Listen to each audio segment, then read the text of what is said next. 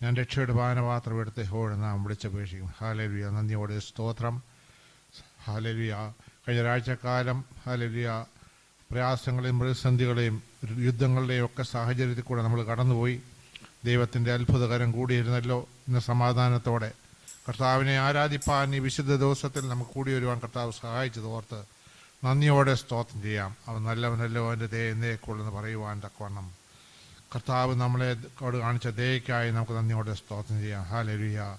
നന്ദിയോടെ സ്തോത്രം. ഒരു കൂടിയവരോടെ കർത്താവ് ഓർത്ത് നന്ദിയോടെ സ്തോത്രം.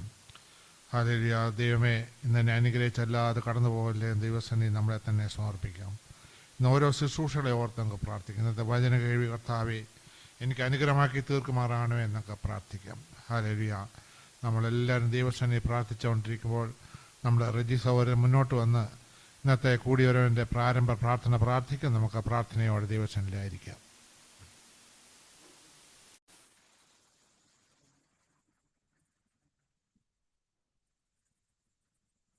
സ്തോത്രം, സ്തോത്രം, സ്തോത്രം, സ്തോത്രം, സ്തോത്രം, സ്തോത്രം. കാരുണ്യവാനായ ദൈവമേ,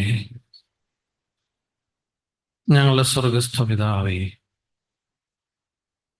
ഈ ദിവസത്തിന്റെ മധ്യാഹ്ന സമയത്ത് അടിയങ്ങൾക്ക് അങ്ങയുടെ സന്നിധിയിൽ വരുവാൻ തക്കവണ്ണം ഈ ഒരു ദിവസത്തെ കൂടി അടിയങ്ങൾക്ക് നീക്കിവെച്ച് കൃപയ്ക്കായിട്ട് സ്തോത്രം.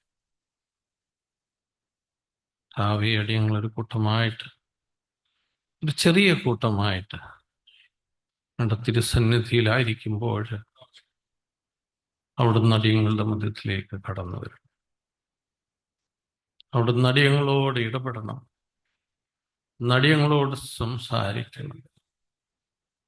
അവയെ ഒഴിഞ്ഞ കൊട്ടയുമായിട്ടല്ല, നിറഞ്ഞ വലിയൊരു അനുഭവമായിട്ട് തിരിച്ചു പോകുവാൻ ദൈവമേ അവിടുന്ന് സഹായിക്കണം. അത്രത്തോളം യഹോവ നടത്തിയെന്ന് പറയുവാൻ തക്കവണ്ണം ദശാബ്ദങ്ങൾ ഈ ദേശത്ത് നിലനിൽക്കുവാൻ അവിടുന്ന് ഇടവരുത്തിയ കൃപയ്ക്കായിട്ട് സ്തോത്രം. ഇന്നും ഈ കൂട്ടായ്മയെ അവിടുന്ന് പിടിച്ചു നിർത്തുന്ന കൃപയ്ക്കായിട്ട് സ്തോത്രം ചെയ്യും. നന്ദിയോടെ സ്തോത്രം. ഹല്ലേലൂയ. സ്തോത്രം. സർവമഹത്വവും ഞങ്ങളുടെ ദൈവത്തിന് സമർപ്പിക്കുന്നു. ഹല്ലേലൂയ. സർവമഹത്വവും ഞങ്ങളുടെ ദൈവത്തിനുള്ളത്. അടിയങ്ങളുടെ കഴിവുള്ളൂ, അടിയങ്ങളുടെ മിടുക്കുകൊണ്ടോ അടിയങ്ങളുടെ യോഗ്യത കൊണ്ടോ അല്ല. ദൈവമേ, അങ്ങയുടെ കൃപ, അങ്ങയുടെ കരുണ ഒന്നുകൊണ്ട് മാത്രമാണ് അടിയങ്ങള് ഈ ഭൂമിയിൽ നിലനിന്ന് പോകുന്നത്, ഈ ദേശത്തായിരിക്കുന്നതെന്ന് അറിയുന്നത് കൊണ്ട് നന്ദിയോടെ സ്തോത്രം. അടിയങ്ങളെ അങ്ങയുടെ സന്നിധിയിൽ താഴ്ത്തി സമർപ്പിക്കുക. സ്തോത്രം. ഹല്ലേലൂയ. കഴിഞ്ഞ ഒരാഴ്ച കാലം ഹല്ലേലൂയ അവിടുന്ന് അടിയങ്ങളെ കാത്തു പരിപാലിച്ചു. വീഴാതെ കർത്താവെ കരം പിടിച്ച് നടത്തിയ കൃപയ്ക്കായിട്ട് സ്തോത്രം ചെയ്യുന്നു. ചിറകടിയിൽ കർത്താവെ അവിടുന്ന് അടിയങ്ങളെ വഹിച്ചുവല്ലോ. അങ്ങയുടെ മലാഖമാരെ അടിയങ്ങൾക്ക് കാവലായിട്ട് കൂട്ടായിട്ട് നിർത്തിയല്ലോ.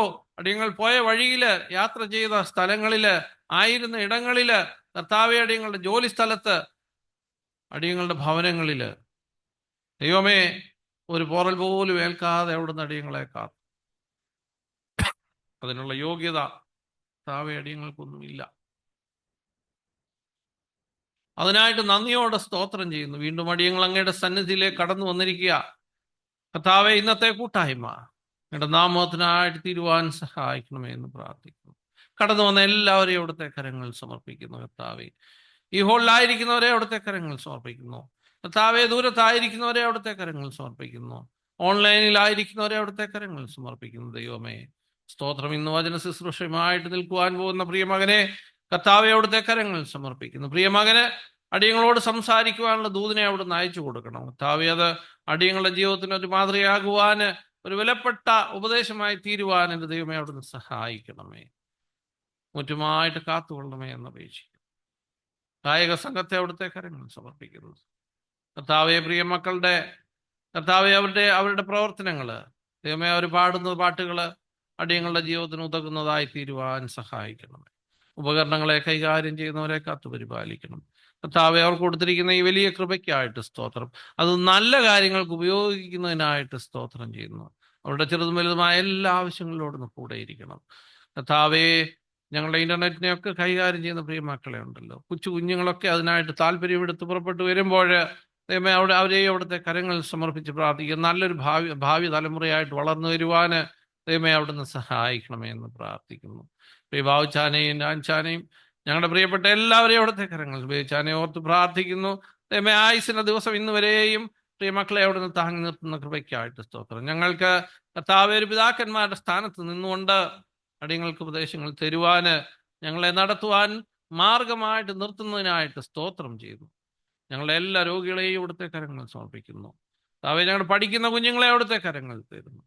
ദൈവമേ കരുണ തോന്നണമേ, നല്ലൊരു തലമുറയായിട്ട് വളർന്നു വരുവാൻ അവരെ സഹായിക്കണം. കർത്താവേ ഞങ്ങളായിരിക്കുന്ന സ്ഥാനങ്ങളെ, ഞങ്ങളുടെ സഭകളെ ഓർത്ത് പ്രാർത്ഥിക്കുന്നു, ഈ ദേശത്തെ ഓർത്ത് പ്രാർത്ഥിക്കുന്നു, ഇതിന്റെ ഭരണാധികാരികളെ ഓർത്ത് പ്രാർത്ഥിക്കുന്നു. കർത്താവെ പലവിധമായ സംഘർഷത്താൽ കൊടുമ്പിരി കൊള്ളുന്ന ഞങ്ങളുടെ സ്വന്തം രാജ്യത്തെ ഓർത്ത് പ്രാർത്ഥിക്കുന്നു. കർത്താവെ ദേശത്ത് സമാധാനം നിലനിൽക്കുവാൻ അവിടുന്ന് സഹായിക്കണമേ എന്ന് പ്രാർത്ഥിക്കുന്നു. കർത്താവെ തുടർന്ന് അടിയങ്ങൾ അങ്ങയുടെ സന്നിധിയിലായിരിക്കുന്നു.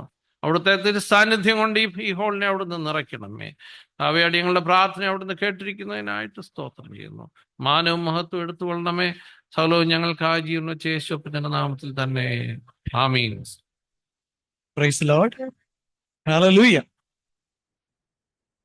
പ്രിയമുള്ള ദൈവജനമേ, ഹല്ലേലൂയ. ഒരു പകൽക്കാലം കൂടി കർത്താവിനെ ആരാധിക്കുവാൻ നമ്മളുടെ ജീവിതത്തിൽ തന്ന ഈ ആയുസ്സിനായി ഹൃദയം കൊണ്ടൊന്ന് സ്തോത്രം പറയുന്നു. ഈ ഹാളിലും ഈ ശബ്ദം കേൾക്കുന്ന സൂമിന്റെ പരിധിയിലുമായിരിക്കുന്ന ദൈവത്തിന്റെ പൈതലേ, നമ്മുടെ ഹിതപ്രകാരമല്ല ഇന്ന് അവൻ നമ്മളെ ഈ ശുശ്രൂഷയിലേക്ക് കൂട്ടി വരുത്തിയിരിക്കുന്നത്. മറിച്ച് എന്റെ കർത്താവ് ആഗ്രഹിക്കാതെ, എന്റെ കർത്താവ് അനുവദിക്കാതെ ആരും ഈ ശുശ്രൂഷയിലേക്ക് കടന്നു വരുന്നില്ല. അതുകൊണ്ട് ഈ പകൽക്കാലം ഹല്ലേലൂയ ഒരിക്കൽ കൂടി എന്റെ കർത്താവിന്റെ മുമ്പിൽ സാഷ്ടാംഗം പ്രണാമിക്കുവാൻ, നമ്മുടെ കുറവുകളൊക്കെ ഏറ്റുപറയുവാൻ, ഒരു പടി കൂടി ഹല്ലേലൂയ ഉയർത്തെഴുന്നേറ്റവനായ കർത്താവിനോട് ചേർന്ന് നിൽക്കുവാൻ നമ്മൾക്ക് തരുന്ന ഈ വലിയ ഭാഗ്യത്തിനായി ഒന്ന് സ്തോത്രം പറഞ്ഞു. ഉയർപ്പിന്റെ ഹല്ലേലൂയ ഞായറാഴ്ചയ്ക്ക് ശേഷം മൂന്നാമത്തെ ഞായറാഴ്ച നമ്മളെ തേടിയെത്തിയിരിക്കുകയാണ്. വരുന്ന 40 ദിവസം ഹല്ലേലൂയ കർത്താവിന്റെ സാന്നിധ്യം ഈ ഭൂമിയിൽ ഉണ്ടായിരുന്നു. ഹല്ലേലൂയ ഇന്ന് അവന്റെ ഹല്ലേലൂയ പരിശുദ്ധമായ സാന്നിധ്യം നമ്മളുടെ ഭവനങ്ങളിൽ ഈ ഹാളിൽ നിറയട്ടെ എന്ന് നമുക്ക് പ്രാർത്ഥിക്കാം. അവൻ നമ്മളെ ബലപ്പെടുത്തുന്ന അനുഭവങ്ങളിലൂടെ നമ്മളെ ഓരോ ദിവസവും നടത്തുന്നതിനായി സ്തോത്രം ചെയ്യാം.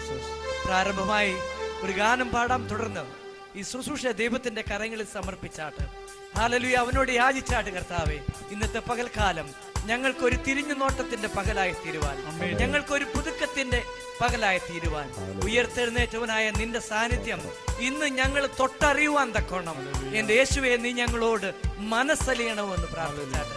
അതുകൊണ്ട് നമ്മൾക്ക് ഒരുമിച്ച് പാടാം. യേശുവിൻ നാമം മധുരിമ നാമം, ഇണയില്ലാത്ത നാമം, ഇൻപനാമം. ഹല്ലേലൂയ. പരിമളം തൈലം പോലെ അതെ ഏറ്റവും സുഗന്ധപൂരിതമായ ഒരു നാമമാണ്. ഹല്ലേലൂയ. വാനിലും ഭൂമിയിലും മേലായ ഒരു നാമമാണ്. ആ നാമത്തിൽ ആശ്രയിക്കുവാൻ, ആ നാമത്തിന്റെ വക്താക്കളായി തീരുവാൻ ദൈവം നമ്മൾക്ക് അനുവദിച്ച കൃപയ്ക്കായി സ്തോത്രം പറഞ്ഞുകൊണ്ട് നമ്മൾക്ക് ഒരുമിച്ച് പാടാം. യേശുവിൻ നാമം മധുരിമ നാമം.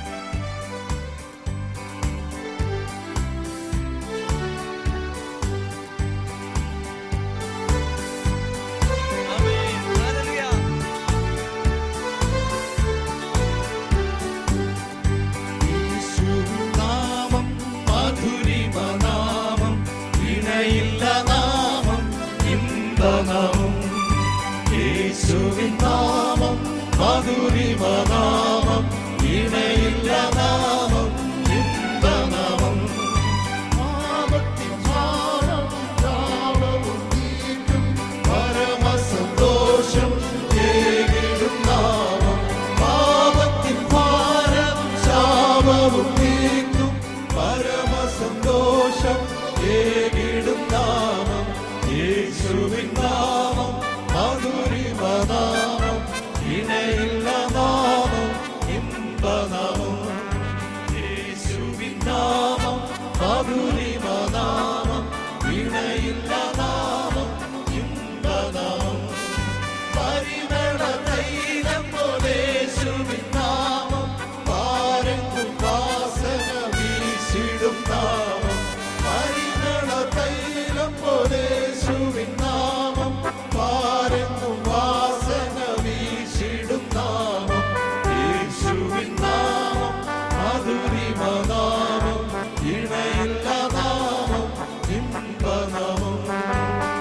യേശുവിൻ നാമം മധുരിമനാമം ഇണയില്ല നാമം ഇമ്പനാമം വാനിലും ഭൂവിലും മേലായ നാമം വാനവർ വാഴ്ത്തിടും യേശുവിൻ നാമം വാനിലും ഭൂവിലും മേലായ നാമം വാനവർ വാഴ്ത്തിടും യേശുവിൻ നാമം യേശുവിൻ നാമം മധുരിമനാമം ഇണയില്ല നാമം ഇമ്പനാമം യേശുവിൻ നാമം മധുരിമനാമം ഇണയില്ല നാമം ഇമ്പനാമം മുഴങ്കാലുകൾ എല്ലാം മടങ്ങിടും നാമം ഏവരും ഒരുപോൽ വണങ്ങിടും നാമം മുഴങ്കാലുകൾ എല്ലാം മടങ്ങിടും നാമം ഏവരും ഒരുപോൽ വണങ്ങിടും നാമം യേശുവിൻ നാമം മധുരിമനാമം ഇണയില്ല നാമം ഇമ്പനാമം യേശുവിൻ നാമം മധുരിമനാമം ഇണയില്ല നാമം ഇമ്പനാമം വാഗ്ദത്ത മഹിതവും നൽകിടും നാമം ആശ്രിതർക്കാനന്ദദായക നാമം വാഗ്ദത്ത മഹിതവും നൽകിടും നാമം ആശ്രിതർക്കാനന്ദദായക നാമം യേശുവിൻ നാമം മധുരിമനാമം ഇണയില്ല നാമം ഇമ്പനാമം യേശുവിൻ നാമം മധുരിമനാമം ഇണയില്ല നാമം ഇമ്പനാമം എത്ര മഹാത്ഭുതം യേശുവിൻ നാമം പരിശുദ്ധൻ പരിശുദ്ധൻ പരിശുദ്ധ നാമം എത്ര മഹാത്ഭുതം യേശുവിൻ നാമം പരിശുദ്ധൻ പരിശുദ്ധൻ പരിശുദ്ധ നാമം യേശുവിൻ നാമം മധുരിമനാമം ഇണയില്ല നാമം ഇമ്പനാമം യേശുവിൻ നാമം മധുരിമനാമം ഇണയില്ല നാമം ഇമ്പനാമം ഹല്ലേലൂയ.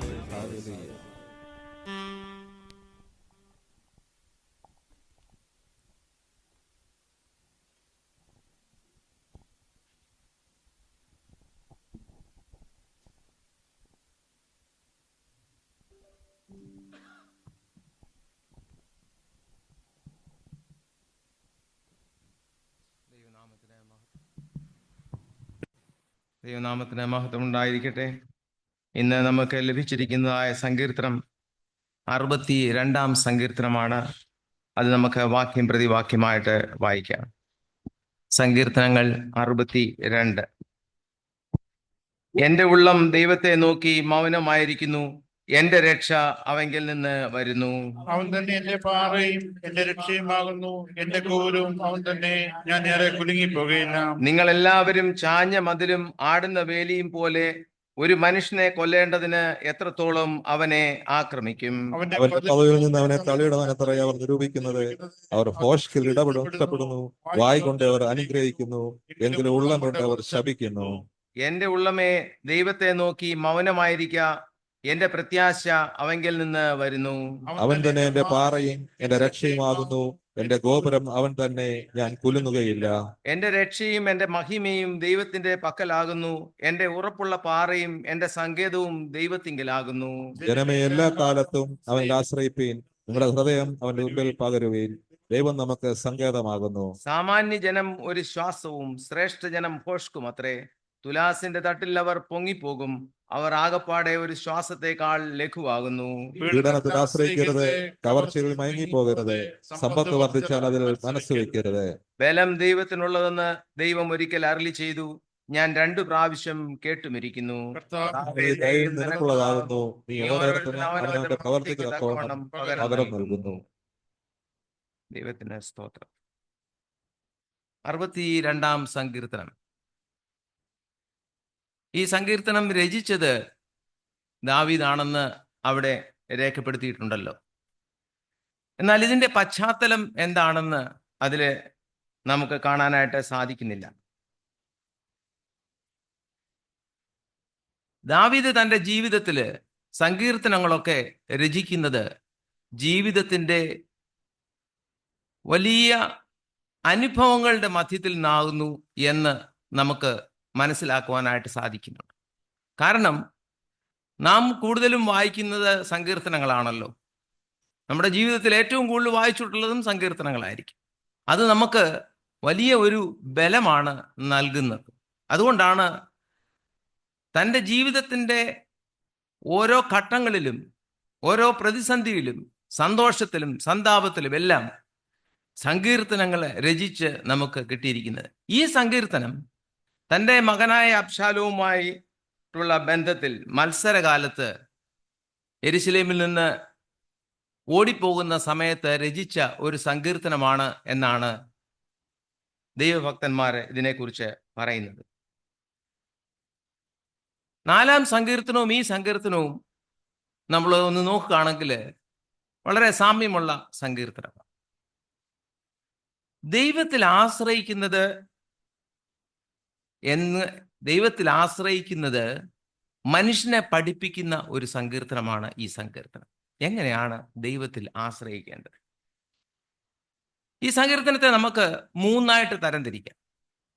1 തൊട്ട് 4 വരെയുള്ള വാക്യങ്ങൾ അവിടെ പറയുന്നു, ദൈവം മാത്രം ശരണം. 5 മുതൽ 8 വരെ വീണ്ടും പറയാണ്, ദൈവത്തിലുള്ള വിശ്വാസം ആവർത്തിച്ച് നമ്മളെ പറഞ്ഞ് മനസ്സിലാക്കുവാനായിട്ട് സങ്കീർത്തനക്കാരൻ ശ്രമിക്കുക. 3-മതായിട്ട് 9 മുതൽ 12 വരെയുള്ള വാക്യങ്ങളിൽ മനുഷ്യനിലോ ഈ ലോകത്തിലോ മറ്റുള്ള ഒന്നിലുമോ അല്ല ആശ്രയിക്കേണ്ടത്, ദൈവത്തിൽ മാത്രമാണ് ആശ്രയിക്കേണ്ടത് എന്ന് നമ്മളെ പഠിപ്പിക്കുന്നതായ ഒരു സങ്കീർത്തനമാണ് ഇത്. ഈ സങ്കീർത്തനത്തിലെ പല പ്രാവശ്യം ഇംഗ്ലീഷിൽ ഓൺലി എന്ന് പറയുന്ന, മാത്രം എന്നും തന്നെ എന്നും പല പ്രാവശ്യം രേഖപ്പെടുത്തിയിട്ടുണ്ട്. ഉറപ്പാണ് നമുക്ക് തരുന്നത്. ഇതിനെ ദൈവം മാത്രം എന്ന് പറയുന്ന ഒരു സങ്കീർത്തനമായിട്ട് ഇതിനെ ചിത്രീകരിക്കുന്നുണ്ട്.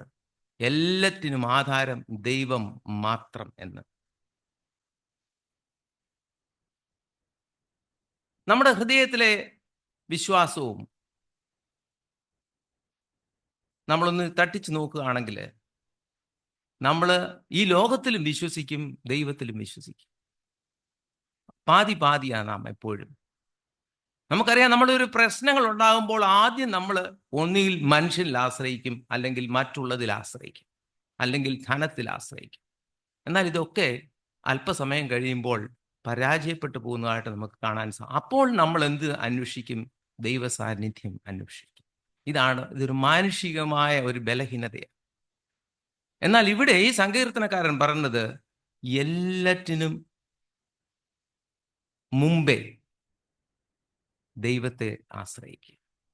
നമ്മുടെ ഏത് പ്രശ്നത്തിന്റെ മധ്യത്തിലും, ഏത് പ്രതിസന്ധിയുടെ മധ്യത്തിലും, ഏത് അനുഭവങ്ങളിലും ദൈവത്തെ മുൻനിർത്തി നമ്മുടെ ജീവിതയാത്ര മുന്നോട്ട് നയിക്കുവാനായിട്ട്, വിശ്വാസമുള്ളവരായിരിക്കാനായിട്ട് സങ്കീർത്തനക്കാരൻ നമ്മളെ പ്രബോധിപ്പിക്കുകയാണ്.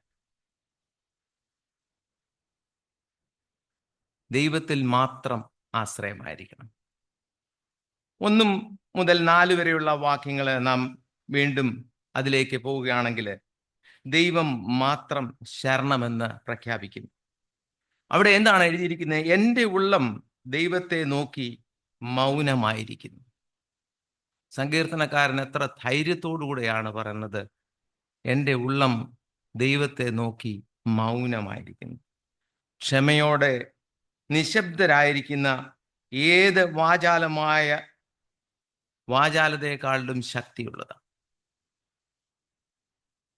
നമ്മുടെ ആശ്രയം. നാം മൗനമായി ദൈവസന്നിധിയിൽ നമ്മളെ സമർപ്പിച്ചുകൊണ്ട്, നമ്മുടെ വിഷയങ്ങളെ സമർപ്പിച്ചുകൊണ്ട് ദൈവസന്നിധിയിലുള്ള ആശ്രയത്തോടുകൂടി ഇരിക്കുമെങ്കിൽ അത്ഭുതം പ്രവർത്തിക്കുന്നവനായ ഒരു ദൈവമാണ് എന്ന് ദാവീദിന്റെ ജീവിതത്തിൽ കൂടെ നമ്മെ മനസ്സിലാക്കി തരുവാൻ ശ്രമിക്കുകയാണ്. അതിൽ കൂടെ നമുക്ക് നമ്മുടെ പ്രതിസന്ധികളിൽ നിന്ന് രക്ഷ പ്രാപിക്കുവാനായിട്ട് സാധിക്കും. ഇവിടെ പറയുന്നു, പാറയായ ദൈവം, ഗോപുരമാകുന്ന ദൈവം, ആ ദൈവത്തിൽ ശരണമാക്കിയാൽ നമ്മുടെ എല്ലാ പ്രതിസന്ധികൾക്കും നമുക്ക് പരിഹാരമുണ്ട്. പാറ എന്തിനെ കാണിക്കുന്നു? അഭയസ്ഥാനത്തെ കാണിക്കുന്നു. ഗോപുരം ഉയർന്ന മതിലുകളെ കാണിക്കുന്നു. ഒരു സങ്കേത നഗരത്തെയാണ് സൂചിപ്പിക്കുന്നത്.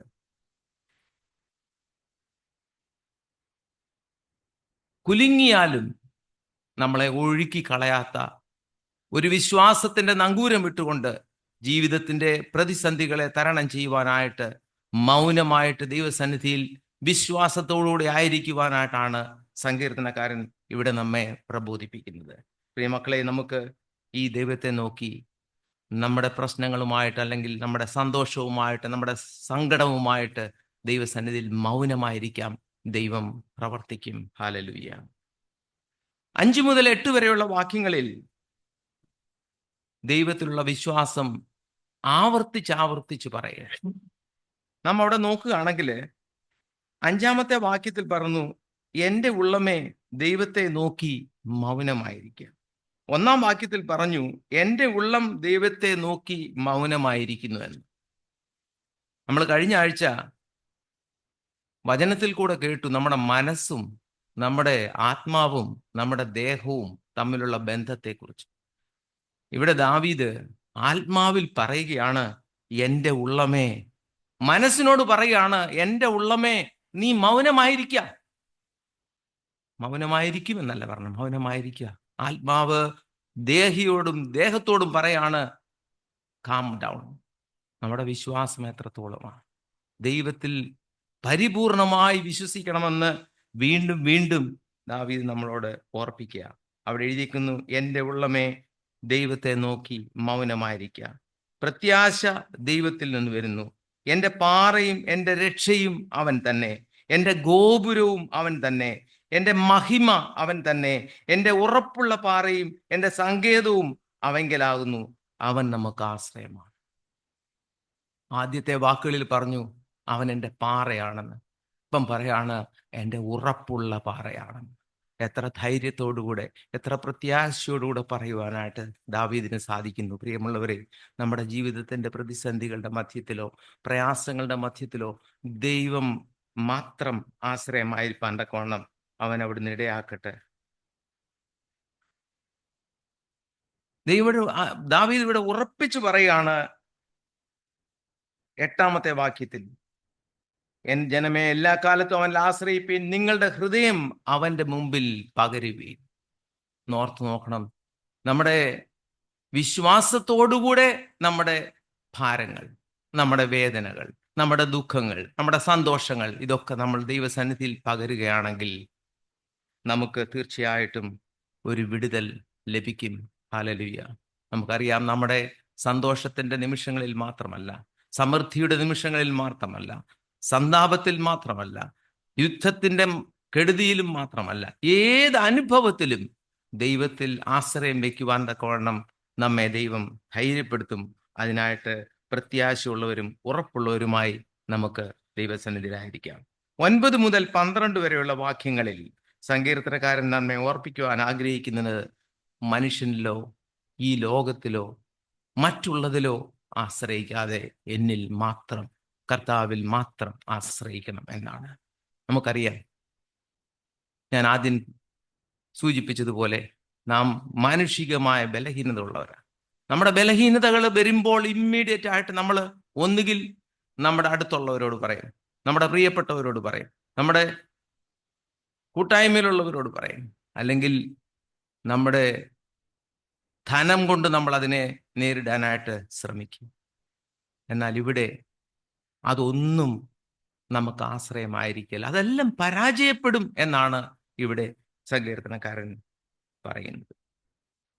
സാമാന്യ ജനം ഒരു ശ്വാസമാണ്, ശ്രേഷ്ഠ ജനം ഭോഷ്കാണ്. തുലാസിന്റെ തട്ടിൽ അവർ പൊങ്ങിപ്പോകും, ശ്വാസത്തെക്കാൾ ലഘുവാണ്. അതുകൊണ്ട് ഇതിലൊന്നും നമുക്ക് ആശ്രയിപ്പാനില്ല. ഏത് മനുഷ്യനും ഉറച്ചു നിന്നാലും ഒരു ശ്വാസമാണ്. ദൈവത്തെക്കാൾ ഉപരിയായി ആരിലും ആശ്രയിക്കുവാനായിട്ട് നാം ഒരിക്കലും ഒരുമ്പെടരുത്, നാം നിരാശരായി പോകും. അതുകൊണ്ട് പ്രിയ ദൈവമക്കളെ, 10-ാം വാക്യത്തിൽ ഇങ്ങനെ പറഞ്ഞു, സമ്പത്ത് വർദ്ധിച്ചാൽ അതിൽ ആശ്രയിക്കരുത്. കവർച്ചയിൽ മയങ്ങിപ്പോകരുത്. കാരണം ദ്രവ്യാഗ്രഹം സകലവിധ ദോഷത്തിനും കാരണമാണ്. ദൈവസന്നിധിയിൽ നമ്മളെ തന്നെ നമുക്ക് സമർപ്പിക്കാം. ഈ ദൈവത്തിലുള്ള വിശ്വാസത്തിൽ ഉറച്ചുകൊണ്ട് സങ്കീർത്തനക്കാരൻ നമ്മളെ വീണ്ടും വീണ്ടും ഓർപ്പിക്കുന്നതായ ആ വിശ്വാസത്തെ മുറുകെ പിടിച്ചുകൊണ്ട് മറ്റുള്ളതിലോ മനുഷ്യനിലോ ആശ്രയിക്കാതെ വലിയവനായ കർത്താവിൽ ആശ്രയിച്ചുകൊണ്ട് നമുക്ക് നമ്മെ തന്നെ ദൈവകരങ്ങളിൽ സമർപ്പിച്ച് ഇന്നത്തെ നമ്മുടെ മധ്യസ്ഥ പ്രാർത്ഥനയ്ക്കായിട്ട് ഒരുങ്ങാം. ദൈവം നമ്മെ അനുഗ്രഹിക്കട്ടെ.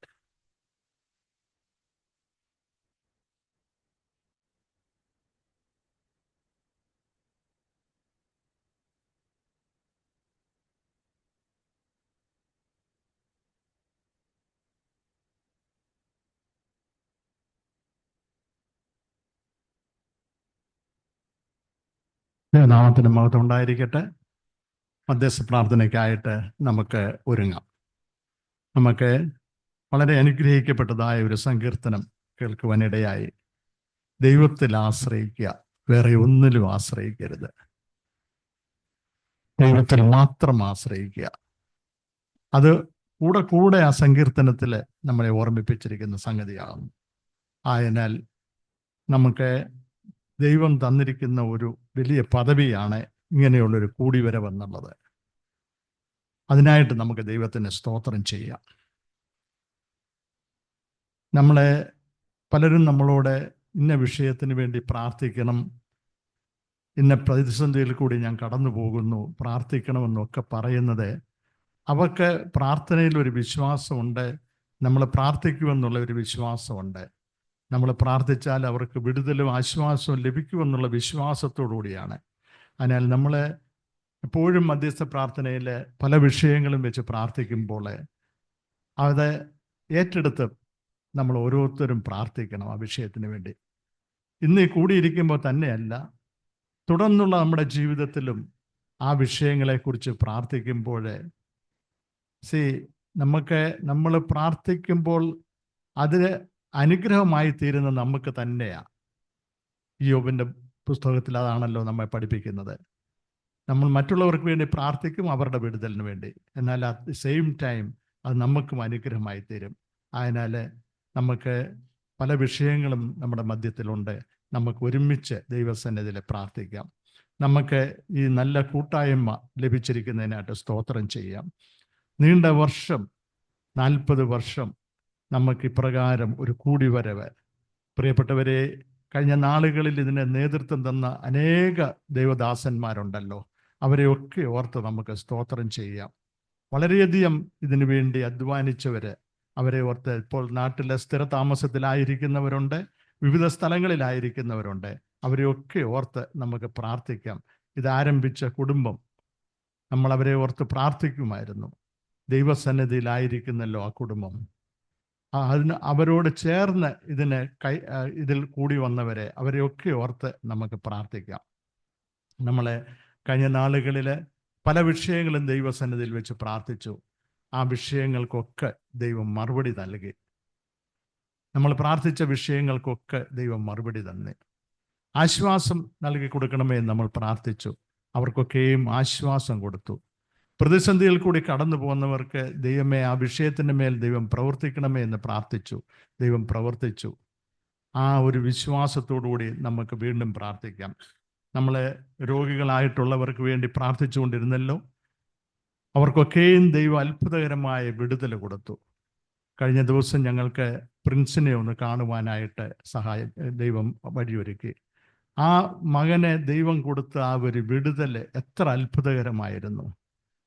ആ ഒരു പ്രയാസത്തിൽ എങ്ങനെ മുന്നോട്ട് പോകണം, എന്ത് ചെയ്യണം എന്ന് ഓരോ കാര്യങ്ങളും അവർ പറയുന്നത്, ദൈവദൂതൻ ഞങ്ങൾക്ക് വേണ്ടി ഒരു സ്ഥലത്ത് നിൽക്കുന്നത് പോണക്കാ ഞങ്ങൾ ചെല്ലുന്ന സ്ഥലത്തൊക്കെ ദൈവം ഓരോ കാര്യങ്ങളും അവർക്ക് ക്രമീകരിച്ചു കൊടുത്തത്.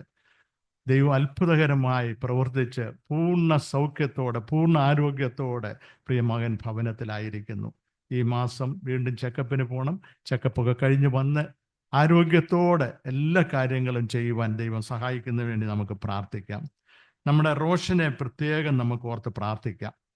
പ്രിയമകൻ ഇപ്പോൾ വിലിവേസ് ഹോസ്പിറ്റലിലെ കിമോ നടന്നുകൊണ്ടിരിക്കുകയാണ്. ആ കിമോയിൽ കൂടി കർത്താവെ പൂർണ്ണ ആരോഗ്യമുള്ളവനായിട്ട് പൂർണ്ണ ആരോഗ്യത്തോടുകൂടി വെല്ലൂരേക്ക് യാത്ര ചെയ്യണം. അവിടെ ട്രാൻസ്പ്ലാന്റേഷനൊക്കെ നടക്കേണ്ടതായിട്ടുണ്ടല്ലോ, ബോൺമാരോ ട്രാൻസ്പ്ലാന്റേഷൻ നടക്കണം. അതിനാവശ്യമായ ആരോഗ്യം പ്രിയ മകന് ലഭിക്കേണ്ടത് ആവശ്യമാണ്. അതിനുവേണ്ടി നമുക്ക് ദൈവത്തോട് പ്രാർത്ഥിക്കാം. കഴിഞ്ഞ ആഴ്ച സജി പറഞ്ഞല്ലോ, ജസ്റ്റിന് ഇപ്പോൾ റീഹാബിലിറ്റേഷൻ സെൻ്ററിലാണ്. വളരെയധികം ആശ്വാസം ലഭിച്ചുകൊണ്ടിരിക്കുന്നു. നമ്മൾ പൂർണ്ണമായി വിശ്വസിക്കുന്നത് ആ മകനെ ദൈവം ഈ ദുബൈയുടെ പ്രദേശത്തെ ഒരു സാക്ഷിയായി നമ്മുടെ മുൻപാകെ നിർക്കും. നമ്മൾ അവന് വേണ്ടി പ്രാർത്ഥിച്ചുകൊണ്ടിരിക്കുകയാണ്. ആ മകൻ്റെ പൂർണ്ണ വിടുതലിന് വേണ്ടി നമുക്ക് പ്രാർത്ഥിക്കാം. പി കെ സക്രിയാച്ചൻ സൗഖ്യത്തോടെ ഭവനത്തിലായിരിക്കുന്നു. കൂടുതൽ ബലവും ആരോഗ്യവും പ്രാപിച്ച് കർത്താവിൻ്റെ ശുശ്രൂഷ തുടർന്ന് നിറവേറ്റുവാൻ ദൈവമേ ശക്തീകരിക്കണമേ നമുക്ക് പ്രാർത്ഥിക്കാം. നമ്മുടെ ഫിലിപ്പ് സൈമന് വേണ്ടി പ്രാർത്ഥിച്ചു. ദൈവം അത്ഭുതകരമായ വിടുതൽ കൊടുത്തല്ലോ. സെന്നിന് കൊടുത്ത വിടുതലിനായിട്ട് നമുക്ക് സ്തോത്രം ചെയ്യാം. ബോബി ഷീബയ്ക്ക് കൊടുത്ത വിടുതലിനായിട്ട് നമുക്ക് സ്തോത്രം ചെയ്യാം.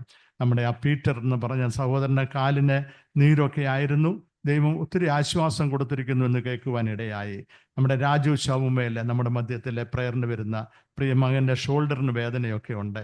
ദൈവത്തോട് നമുക്ക് വിളിച്ചപേക്ഷിക്കാം. കർത്താവെ ആശ്വാസം കൊടുക്കണമേ എന്ന് നമുക്ക് ദൈവത്തോട് അപേക്ഷിക്കാം. നമ്മുടെ MS കുര്യന് വേണ്ടി പ്രാർത്ഥിക്കാം.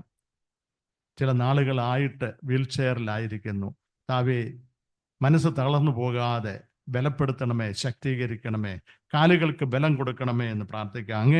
അങ്ങേക്ക് അസാധ്യമായിട്ടുള്ള ഒന്നുമില്ല എന്ന് ഞങ്ങൾ പൂർണ്ണമായി വിശ്വസിക്കുന്നു. കർത്താവെ, നമ്മുടെ പ്രയറിന് കടന്നു വരുന്ന പ്രിയ ഡേവിഡ് ചാക്കോ പനിയുടെ പ്രയാസത്തിൽ ഭവനത്തിലായിരിക്കുന്നു. ആ പനിയിൽ നിന്ന് ആശ്വാസം ലഭിച്ച് അടുത്ത ആഴ്ച വരത്തക്കവണ്ണം ദൈവമേ ആരോഗ്യവും ബലവും കൊടുക്കണമേ എന്ന് നമുക്ക് പ്രാർത്ഥിക്കാം.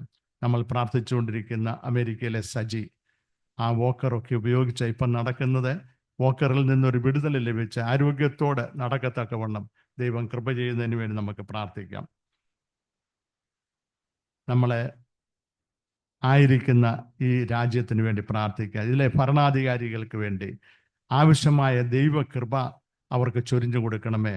നമുക്ക് ലഭിക്കുന്ന അനുകൂല സാഹചര്യങ്ങളൊക്കെ ദൈവം നമുക്ക് ഒരുക്കി തരുന്നതാണ്. നമുക്ക് ലഭിക്കാവുന്നതല്ല.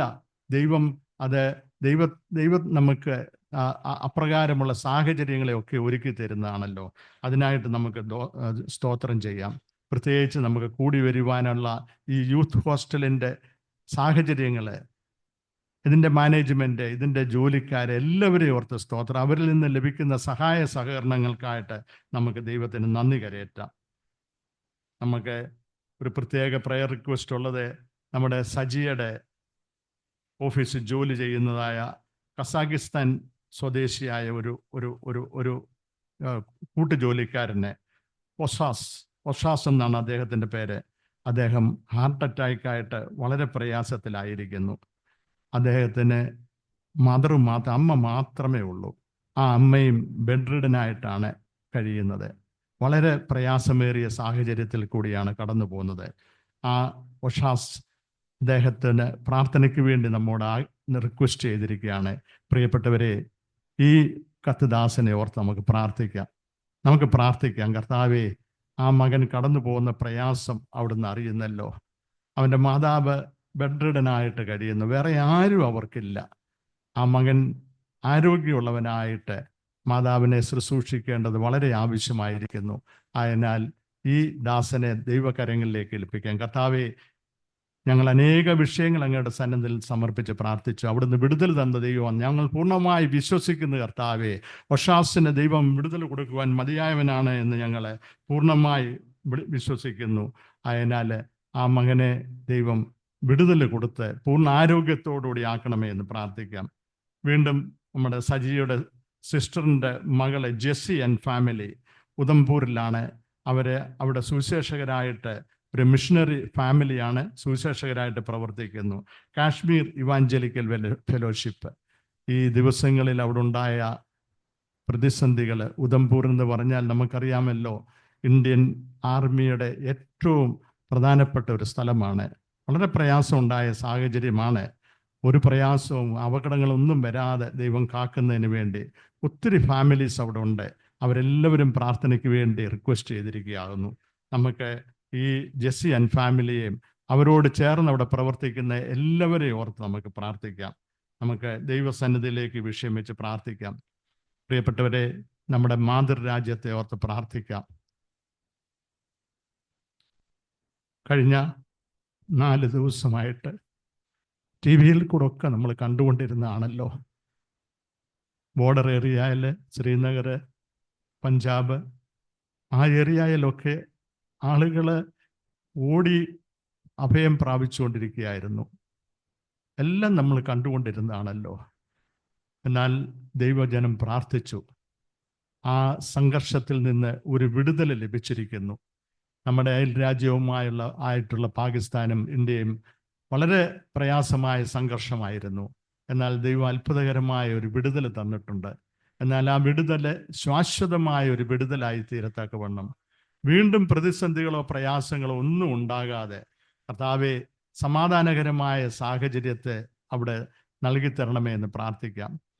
നമ്മുടെ ഗവൺമെൻറ്, നമ്മുടെ രാജ്യത്തിൻ്റെ ഭരണാധികാരികളെ, prime minister, home minister, defence minister, ഉദ്യോഗസ്ഥരെ എല്ലാവരെയും ഓർത്ത് പ്രാർത്ഥിക്കാം. അതുപോലെ തന്നെ പാകിസ്ഥാനിലെ പ്രൈം മിനിസ്റ്റർ, ആർമി ഓഫീസേഴ്സ്, എല്ലാവരെയും ഓർത്ത് നമുക്ക് പ്രാർത്ഥിക്കാം. നല്ല തീരുമാനങ്ങൾ കൈക്കൊള്ളത്തക്കവണ്ണം, അന്യോന്യം സ്നേഹത്തോടും സൗഹാർദ്ദത്തോടുകൂടി മുന്നോട്ട് പ്രവർത്തിക്കത്തക്കവണ്ണം, നല്ല സാഹചര്യം അവിടെ ഉണ്ടാകത്തക്കവണ്ണം, ഇനിയും ഒരു സംഘർഷ അവസ്ഥ അവിടെ ഉണ്ടാകാതിരിക്കത്തക്കവണ്ണം നമുക്ക് ദൈവകരങ്ങളിൽ ഏൽപ്പിച്ച് പ്രാർത്ഥിക്കാം. പ്രിയമുള്ളവരെ, അനേകര് മരണത്തിനിടയായിട്ടുണ്ട്. അനേകര് അപകടത്തിൽപ്പെട്ട് ഹോസ്പിറ്റലിലൊക്കെ കഴിയുന്നവർ, ട്രീറ്റ്മെൻറ്റിൽ കൂടി കടന്നു പോകുന്നവരുണ്ട്. അവരുടെ ആശ്വാസത്തിനും സൗഖ്യത്തിനു വേണ്ടി നമുക്ക് ദൈവത്തോട് അപേക്ഷിക്കാം. ലോക സമാധാനത്തിന് വേണ്ടി പ്രാർത്ഥിക്കാം. വർഷങ്ങളായിട്ട് ഉക്രൈൻ റഷ്യയിൽ നടക്കുന്ന സംഘർഷം, അതുപോലെ തന്നെ ഇസ്രയേൽ പലസ്തീനിലൊക്കെ നമ്മൾ കാണുന്നുണ്ടല്ലോ. ഭക്ഷണം ലഭിക്കാതെ, ആവശ്യമായ മരുന്ന് ലഭിക്കാതെ, കുടിവെള്ളം പോലും ലഭിക്കാതെ കഴിയുന്ന സാഹചര്യം. കർത്താവെ, ഒരു വിടുതൽ ലഭിക്കുന്നതിന് വേണ്ടി പ്രാർത്ഥിക്കുന്ന, അവിടെയൊക്കെ സമാധാനകരമായ ഒരു സാഹചര്യം ഉണ്ടാകുന്നതിന് വേണ്ടി പ്രാർത്ഥിക്കുന്ന കർത്താവെ, ലോക സമാധാനത്തിന് വേണ്ടി ഞങ്ങൾ പ്രത്യേകം അങ്ങയോട് അപേക്ഷിച്ച് പ്രാർത്ഥിക്കുന്നു. കർത്താവെ, നമുക്ക് മിഷൻസ് ഇന്ത്യയെ ഓർത്ത് പ്രാർത്ഥിക്കാം. അതിൻ്റെ എല്ലാ പ്രവർത്തനങ്ങളെയും, വിവിധ സംസ്ഥാനങ്ങളിലൊക്കെ ചെയ്യുന്ന പ്രവർത്തനങ്ങളെ, പ്രതിസന്ധികളുടെ മധ്യത്തിൽ ആ സുവിശേഷകരാരും തളർന്നു പോകാതെ ദൈവത്തിലുള്ള ആശ്രയത്തോടുകൂടി മിക്ക സംസ്ഥാനങ്ങളിലും VBS ഒക്കെ ഇപ്പം നടന്നുകൊണ്ടിരിക്കുകയാണ്. ആ VBS ഒക്കെ അനുഗ്രഹപ്രദമായി നടക്കുവാൻ, കടന്നു വരുന്ന കുഞ്ഞുങ്ങൾക്ക് യേശുക്രിസ്തുവിൻ്റെ സ്നേഹം കൂടുതൽ ഉൾക്കൊള്ളുവാനും ദൈവത്തിൻ്റെ മഹത്വം ദർശിക്കുവാനും ഇടയാക്കണമേ നമുക്ക് പ്രാർത്ഥിക്കാം. നമ്മുടെ വയനാട്ടിലെ ഓൾഡ് ഏജ് ഹോമിന് വേണ്ടി പ്രാർത്ഥിക്കാം. അവിടുന്ന് നേതൃത്വം കൊടുക്കുന്ന ഇവാഞ്ചലിസ്റ്റ് കൃഷ്ണനെ കുടുംബമായി ഓർത്ത് പ്രാർത്ഥിക്കാം. അവിടെ താമസിക്കുന്നതായ 9 സഹോദരിമാരെ ദൈവകരങ്ങളിൽ ഏൽപ്പിക്കാം. അവരിൽ കൂടി ദൈവസ്നേഹം അനേകർക്ക് പകർന്നു കൊടുക്കത്തക്കവണ്ണം അവരുടെ ജീവിതം അനുഗ്രഹപൂർണ്ണമായി തീരുന്നതിന് വേണ്ടി നമുക്ക് ദൈവസന്നിധിയിൽ ഏൽപ്പിച്ച് പ്രാർത്ഥിക്കാം.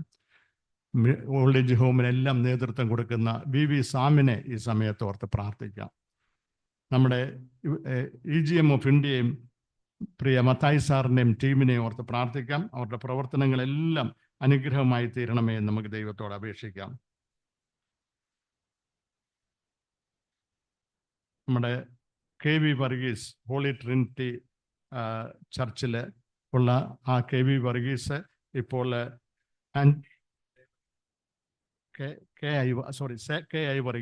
KI വർഗീസ് ഹോളി ട്രിനിറ്റി ചർച്ചിലുള്ള ആ സഹോദരനെ ഇപ്പോൾ ഒരു ആൻജിയോപ്ലാസ്റ്റി ഇപ്പം നടന്നുകൊണ്ടിരിക്കുകയാണ്.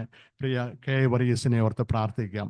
ഇപ്പോൾ നടക്കുന്ന ആൻജിയോപ്ലാസ്റ്റി താവേ അത് അദ്ദേഹത്തിൻ്റെ അസുഖത്തിൽ നിന്നൊരു വിടുതൽ ലഭിക്കത്തക്കവണ്ണം അത് നടക്കത്തക്കവണ്ണം ദൈവകരങ്ങളിലേക്ക് ഏൽപ്പിച്ച് പ്രാർത്ഥിക്കാം. നമ്മുടെ പ്രിയ തമ്പിയും ഷൈനിയും നാട്ടിലേക്ക് പോയിട്ടിരിക്കാവുന്നു. അവരുടെ മകൾ കരോളിൻ്റെ വിവാഹം ഈ മാസം അവസാനം നടക്കത്തക്കവണ്ണം അതിൻ്റെ ക്രമീകരണങ്ങൾക്കായിട്ടൊക്കെ പോയിരിക്കുന്നു. കർത്താവേ, പ്രിയ മക്കളെ പോയി എല്ലാ കാര്യങ്ങളും ദൈവത്തിൽ ആശ്രയിച്ച് ക്രമീകരണങ്ങൾ ചെയ്യുന്നതിന് വേണ്ടി നമുക്ക് പ്രാർത്ഥിക്കാം. നമ്മുടെ പ്രാർത്ഥനയിൽ സംബന്ധിക്കുന്നതായിട്ടുള്ള ജോസ് ബിനോ കച്ചോറയുടെ മകൾ മെറീന നാളെ വിവാഹിതയാകുകയാണ്. തിങ്കളാഴ്ച തിരുവല്ല AC പള്ളിയിൽ വെച്ചാണ്. ആ മകൾക്ക് വേണ്ടി ദൈവം ഒരുക്കിയ മകനെ ഓർത്ത് പ്രാർത്ഥിക്കാം. അവർക്ക് അനുഗ്രഹിക്കപ്പെട്ട ഒരു കുടുംബജീവിതം ലഭ്യമായി തീരുന്നതിന് വേണ്ടി ദൈവകരങ്ങളിലേക്ക് നമുക്ക് വെൽപ്പിച്ച് പ്രാർത്ഥിക്കാം. നമ്മുടെ ജോജിയുടെയും റോസിയുടെയും മകനെ ജെൻസ് ജലന്ധറിലായിരുന്നല്ലോ. ഈ പ്രയാസമേറിയ സാഹചര്യത്തിലൊക്കെ ആയിരുന്നു. എന്നാൽ ആ മകനും പ്രിയവനോട് ചേർന്ന് അവൻ്റെ കണ്ട് ഫ്രണ്ട്സിനും കൂടെ അവിടെ നിന്ന് യാത്ര തിരിച്ച് ഇന്ന് ഏർലി മോർണിംഗിൽ ഇവിടെ കടന്നു വരുവാൻ ദൈവം സഹായിച്ചു. അപകടം ഒന്നും വരാതെ ഞാൻ വിളിച്ചുകൊണ്ടിരിക്കുകയായിരുന്നു ജോജിയെ. അന്നേരം ബസ്സിൽ കൂടിയാണ് അവിടെ നിന്ന് ജലന്ധറിൽ നിന്ന് ഡൽഹി വരെ യാത്ര ചെയ്ത്. വളരെ പ്രയാസമായിരുന്നു, എന്നാലും ദൈവം കാത്തു. ഒരപകടവും വരാതെ നമ്മുടെ മകനെ ദൈവം ഇവിടെ കൂട്ടിച്ചേർത്തു. അവിടെ നിന്ന് അനേകർ യാത്ര ചെയ്തുകൊണ്ടിരിക്കുകയാകുന്നു. എല്ലാവരെയും ഓർത്ത് പ്രാർത്ഥിക്കാം. ഈ പ്രതിസന്ധികളെ ദൈവമേ ഞങ്ങളുടെ കുഞ്ഞുങ്ങളെ എല്ലാവരെയും കാക്കണമേ എന്ന് നമുക്ക് ദൈവത്തോട് അപേക്ഷിക്കാം. നമ്മളെ ഈ ദിവസങ്ങളിലെ പുതിയ വർഷത്തിലേക്ക് പ്രവേശിച്ചിരിക്കുന്നവരെ ഓർത്ത് പ്രാർത്ഥിക്കാം. 13-ാം തീയതി Noel Varghese, son of Vinod, ഈ പേര് പറയുന്നവരെയൊക്കെ ഓർത്ത് സ്തോത്രം ചെയ്താട്ടെ. ആയുസ്സിൽ ഒരു വർഷം കൂടെ ദൈവം ദാനമായി കൊടുക്കുക എത്ര വിലപ്പെട്ടതാകുന്നു. ആയുസ്സിൽ ഈ നിമിഷം വരെയും ദൈവം അവരെ കാത്തല്ലോ. അതിനായിട്ട് നമുക്ക് സ്തോത്രം ചെയ്യാം. 13-ാം തീയതി Noel Varghese, son of Vinod. 14-ാം തീയതി കുര്യൻ ജോൺ മോനച്ചൻ പുതിയ വർഷത്തിലേക്ക് പ്രവേശിക്കുന്നു. 14-ാം തീയതി വീണ്ടും പ്രീതി ടിജോ, ഡോക്ടർ ഓഫ് ജോർജ് കുട്ടി, പുതിയ വർഷത്തിലേക്ക് പ്രവേശിക്കുന്നു. 14-ാം തീയതി ബിജു മാത്യു, കർത്താവേ സ്തോത്രം, പുതിയ ആയുസ് ഒരു പുതിയ വർഷത്തിലേക്ക് പ്രവേശിക്കുന്ന ബിജു മാത്യുവിനെ നമുക്ക് ഓർത്ത് പ്രാർത്ഥിക്കാം. 16-ാം തീയതി പുതിയ വർഷത്തിലേക്ക് പ്രവേശിക്കുന്ന ഷീബ സന്തോഷ്, വൈഫ് ഓഫ് സന്തോഷ്, ഷീബയെ പ്രത്യേകം ഓർത്ത് പ്രാർത്ഥിക്കാം. ദൈവം കൊടുക്കുന്ന ആരോഗ്യത്തിന് ആയുസ്സിനായിട്ട് നന്ദിയോടെ സ്തോത്രം ചെയ്യാം. 16-ാം തീയതി പുതിയ വർഷത്തിലേക്ക് പ്രവേശിക്കുന്ന എബി, സൺ ഓഫ് ബോബി, എബിയെ ഓർത്ത് പ്രാർത്ഥിക്കാം. 17-ാം തീയതി പുതിയ വർഷത്തിലേക്ക് പ്രവേശിക്കുന്ന മറിയാമ്മ തോമസ്, എൻ്റെ വൈഫ് മറിയാമ്മ തോമസ്, 17-ാം തീയതി പുതിയൊരു വർഷത്തിലേക്ക് പ്രവേശിക്കുന്നു. 17-ാം തീയതി Bibin T Biju, son of Biju, പുതിയ വർഷത്തിലേക്ക് പ്രവേശിക്കുന്നു. ഈ പ്രിയപ്പെട്ടവരെ, ആയുസ്സിൽ പുതിയ വർഷത്തിലേക്ക് പ്രവേശിക്കുന്നവരെ, കഴിഞ്ഞ വർഷക്കാലം ദൈവം അവരോട് കൂടെ ഇരുന്നല്ലോ. അവരെ ആപത്തനത്തങ്ങളിൽ നിന്നെല്ലാം കാത്തു സൂക്ഷിച്ചല്ലോ. ദൈവം അത്ഭുതകരമായി പരിപാലിച്ചതോർത്ത് നമുക്ക് സ്തോത്രം ചെയ്യാം. കുടുംബജീവിതത്തിൽ പുതിയ വർഷത്തിലേക്ക് പ്രവേശിക്കുക 12-ാം തീയതി മാത്യു ചെറിയാൻ ആൻഡ് ലിസി മാത്യു ഒരു പുതിയ വർഷത്തിലേക്ക് കുടുംബജീവിതത്തിൽ പ്രവേശിക്കുന്നു. ഇവരെയും ദൈവകരങ്ങളിൽ ഏൽപ്പിച്ച് പ്രാർത്ഥിക്കാം. കർത്താവേ, അവിടുത്തെ സന്നദ്ധിയിൽ ഞങ്ങൾക്ക് ഒരു പ്രാവശ്യം കൂടെ ആയിരിക്കുവാനും അനേക വിഷയങ്ങളെ അങ്ങയുടെ സന്നദ്ധിയിൽ സമർപ്പിച്ച് പ്രാർത്ഥിക്കുവാനും അവിടുന്ന് ഞങ്ങൾക്ക് തന്ന വലിയ ഭാഗ്യത്തിനായിട്ട് സ്തോത്രം ചെയ്യുന്നു. ഞങ്ങൾ പ്രാർത്ഥിച്ച വിഷയങ്ങളെ, ഞങ്ങളുടെ കുറവുകളെ, ഞങ്ങളുടെ അകൃത്യങ്ങളെ, പാപങ്ങളെ ഞങ്ങളോട് കണക്കിടാതെ ദൈവമേ അതിൻ്റെ മേലൊക്കെയും ജയം തരണമേ എന്ന് പ്രാർത്ഥിക്കുന്നു. പ്രത്യേകിച്ച് സംഘർഷകരമായ സാഹചര്യത്തിൽ നിന്ന് പൂർണ്ണ വിടുതൽ നൽകി തരണമേ എന്ന് പ്രാർത്ഥിക്കുന്നു. കർത്താവേ, ആയുസ്സിലെ പുതിയ വർഷത്തിലേക്ക് പ്രവേശിക്കുന്നവരെ, കുടുംബജീവിതത്തിൽ പുതിയ വർഷത്തിലേക്ക് പ്രവേശിക്കുന്നവരെ ഓർത്ത് പ്രാർത്ഥിക്കുന്നു. കഴിഞ്ഞ വർഷക്കാലങ്ങളിൽ അവരുടെ ജനനം മുതൽ കർത്താവിൻ്റെ ദൃഷ്ടി അവരുടെ മേലുണ്ടായിരുന്നതിനായിട്ട് സ്തോത്രം. തുടർന്നുള്ള ജീവിതവും കർത്താവിന് മഹത്വം കരയേറ്റ് കർത്താവിന് പ്രസാദകരമായി ജീവിക്കാൻ ഇടയാക്കണമേ. എല്ലാം കർത്താവായ യേശു ക്രിസ്തുവിൻ്റെ നാമത്തിൽ അപേക്ഷിക്കുന്നത് കരുണയോടെ കേൾക്കുമാറാകണമേ. ആമേൻ. നമുക്ക് ഒരു 5 മിനിറ്റ്സ് പ്രിയ സണ്ണി, നമ്മൾ റോഷന് വേണ്ടി പ്രാർത്ഥിച്ചുകൊണ്ടിരിക്കുകയാണല്ലോ. കഴിഞ്ഞ ദിവസങ്ങളിലൊക്കെ ബേക്കുട്ടി റോഷൻ്റെ കാര്യം അനൗൺസ് ചെയ്തു. അവർക്ക് ഈ ട്രീറ്റ്മെൻറ്റിന് സാമ്പത്തികമായ ചെറിയ പ്രയാസങ്ങളൊക്കെ ഉണ്ടെന്ന് പറഞ്ഞു. എല്ലാവരും കൈ തുറന്ന് അതിനെ സഹായിച്ചു. നല്ലൊരു amount, almost 4 lakhs Indian rupees നമുക്കതിനു വേണ്ടി കൊടുക്കുവാനായിട്ട് സാധിച്ചു. പ്രാർത്ഥിക്കുക എന്ന് വെച്ചാൽ ഈ മകനെ ബിലീവേഴ്സ് ഹോസ്പിറ്റലിലെ ട്രീറ്റ്മെൻറ്റ് ലഭിച്ച ആരോഗ്യത്തോടെ വെല്ലൂരിലേക്ക് യാത്ര ചെയ്യണം. അതാണ് വളരെ ആവശ്യമായിട്ടുള്ളത്. വിശദമായിട്ടുള്ള വിവരം സണ്ണി ഇപ്പോൾ പറയുന്നതായിരിക്കും. ദൈവത്തിൻ്റെ അതിപരിശുദ്ധ നാമം വാഴ്ത്തപ്പെടുമാറാകട്ടെ. ഈ അനുഗ്രഹിക്കപ്പെട്ട സമയം ഈ മീറ്റിങ്ങിൽ കടന്നു വരുവാനായിട്ട് ഇടയായതോർത്ത് ഞാൻ ദൈവത്തെ സ്തുതിക്കുന്നു. പ്രത്യേകിച്ച് നാട്ടിൽ വന്നതിന് ശേഷം ഈ സമയത്ത് എനിക്ക് കൂട്ടായ്മയിൽ കയറുവാനായിട്ടുള്ള ബുദ്ധിമുട്ട് ഞാൻ ബന്ധപ്പെട്ട് നിൽക്കുന്ന സഭയിലെ അന്നേരം വേറെ മീറ്റിംഗ് നടക്കുന്നുള്ളത് കൊണ്ടാണ് എനിക്ക് അതിനകത്ത് സംബന്ധിക്കാനായിട്ട് സാധിക്കാത്തത്. ഈ സമയം റോഷനെ ഓർത്ത് നിങ്ങൾ പ്രാർത്ഥിക്കുന്നതിനായിട്ട് ദൈവനാമത്തിൽ ഞാൻ നന്ദി പറയുന്നു. അവൻ്റെ വിഷയം അറിഞ്ഞ സമയം മുതൽ ഈ കൂട്ടായ്മ കാണിക്കുന്ന എല്ലാ സഹകരണത്തിനായിട്ടും ദൈവനാമത്തിൽ നന്ദി അർപ്പിക്കുകയാണ്. പ്രത്യേകിച്ച് റോഷന് വെല്ലൂരായിരുന്നു.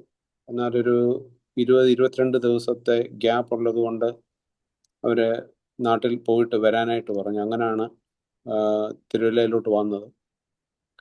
എന്നാൽ വന്ന് കഴിഞ്ഞപ്പോഴത്തേക്ക് ഈ ബ്ലഡിൻ്റെ കൗണ്ടിലുള്ള വ്യത്യാസം നിമിത്തം വീണ്ടും ഇവിടെ ബിലീവേഴ്സിൽ അഡ്മിറ്റ് ആകുവാനായിട്ട് ഇടയായി. ഇവിടുത്തെ ഡോക്ടേഴ്സ് വെല്ലൂരിലെ ഡോക്ടേഴ്സുമായിട്ട് ഡിസ്കസ് ചെയ്താണ് ഓരോ കാര്യങ്ങൾ ഇപ്പോഴും ചെയ്തു വരുന്നത്. വളരെയധികം സാമ്പത്തികമായിട്ടുള്ള ഫൈനാൻഷ്യലായിട്ടുള്ള ഒരു ടൈറ്റിൽ കൂടിയായിരുന്നു പോയിക്കൊണ്ടിരിക്കുന്നത്. ഓരോ രീതിയിലുള്ള ചികിത്സയ്ക്കും പ്രതീക്ഷിക്കുന്നതിനപ്പുറമായിട്ടുള്ള ഒരു ബില്ലിംഗ് ആണ് വന്നുകൊണ്ടിരിക്കുന്നത്. ഈ വിവരം പ്രിയ ബേക്കുട്ടിച്ചാനും ബാബുച്ചാനും രാജനച്ചാനും ഒക്കെ അറിയുകയും അത് അവിടെ കൂട്ടായ്മയെ പറയുകയും അതിൻ്റെ ചെറുതും വലുതുമായിട്ടുള്ള ഒത്തിരി സഹകരണം ലഭിക്കാനായിട്ടിടയായി. എങ്ങനെ എനിക്ക് നന്ദി പറയണമെന്ന് അറിയത്തില്ല.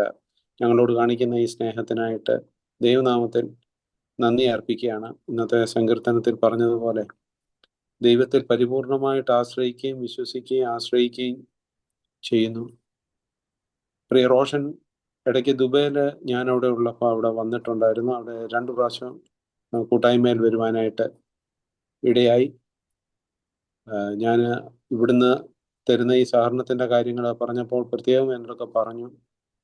അവിടെ ഒരു നന്ദി വാക്ക് പറയണമെന്ന് പറഞ്ഞു. എനിക്ക് ആ ഹോസ്പിറ്റലിൽ നിന്ന് ഈ മീറ്റിങ്ങിൽ അവനെ ജോയിൻ ചെയ്യിപ്പിക്കണമെന്നുണ്ടായിരുന്നു. പക്ഷെ അത് സാധിക്കുന്ന ഒരു അവസ്ഥയിലല്ല.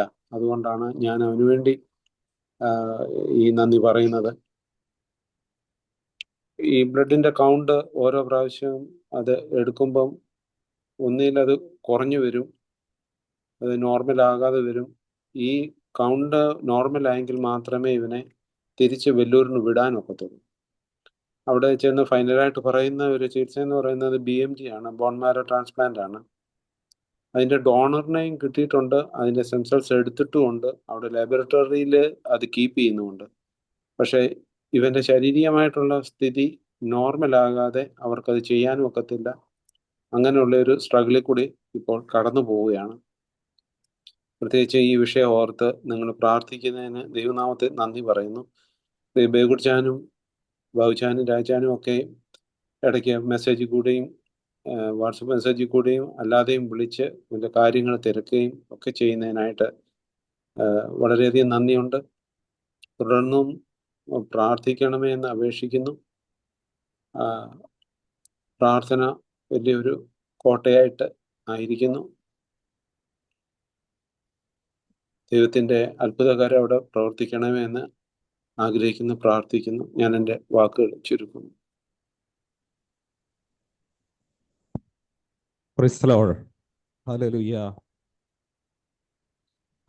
കഴിഞ്ഞ ആഴ്ചത്തെ കൂട്ടായ്മയ്ക്ക് ശേഷം വീണ്ടും നമ്മൾ ഈ ആഴ്ച കൂട്ടായ്മയായിട്ട് കൂടുവാനായിട്ട് ദൈവം നമുക്കൊരവസരം കൂടി തന്നു.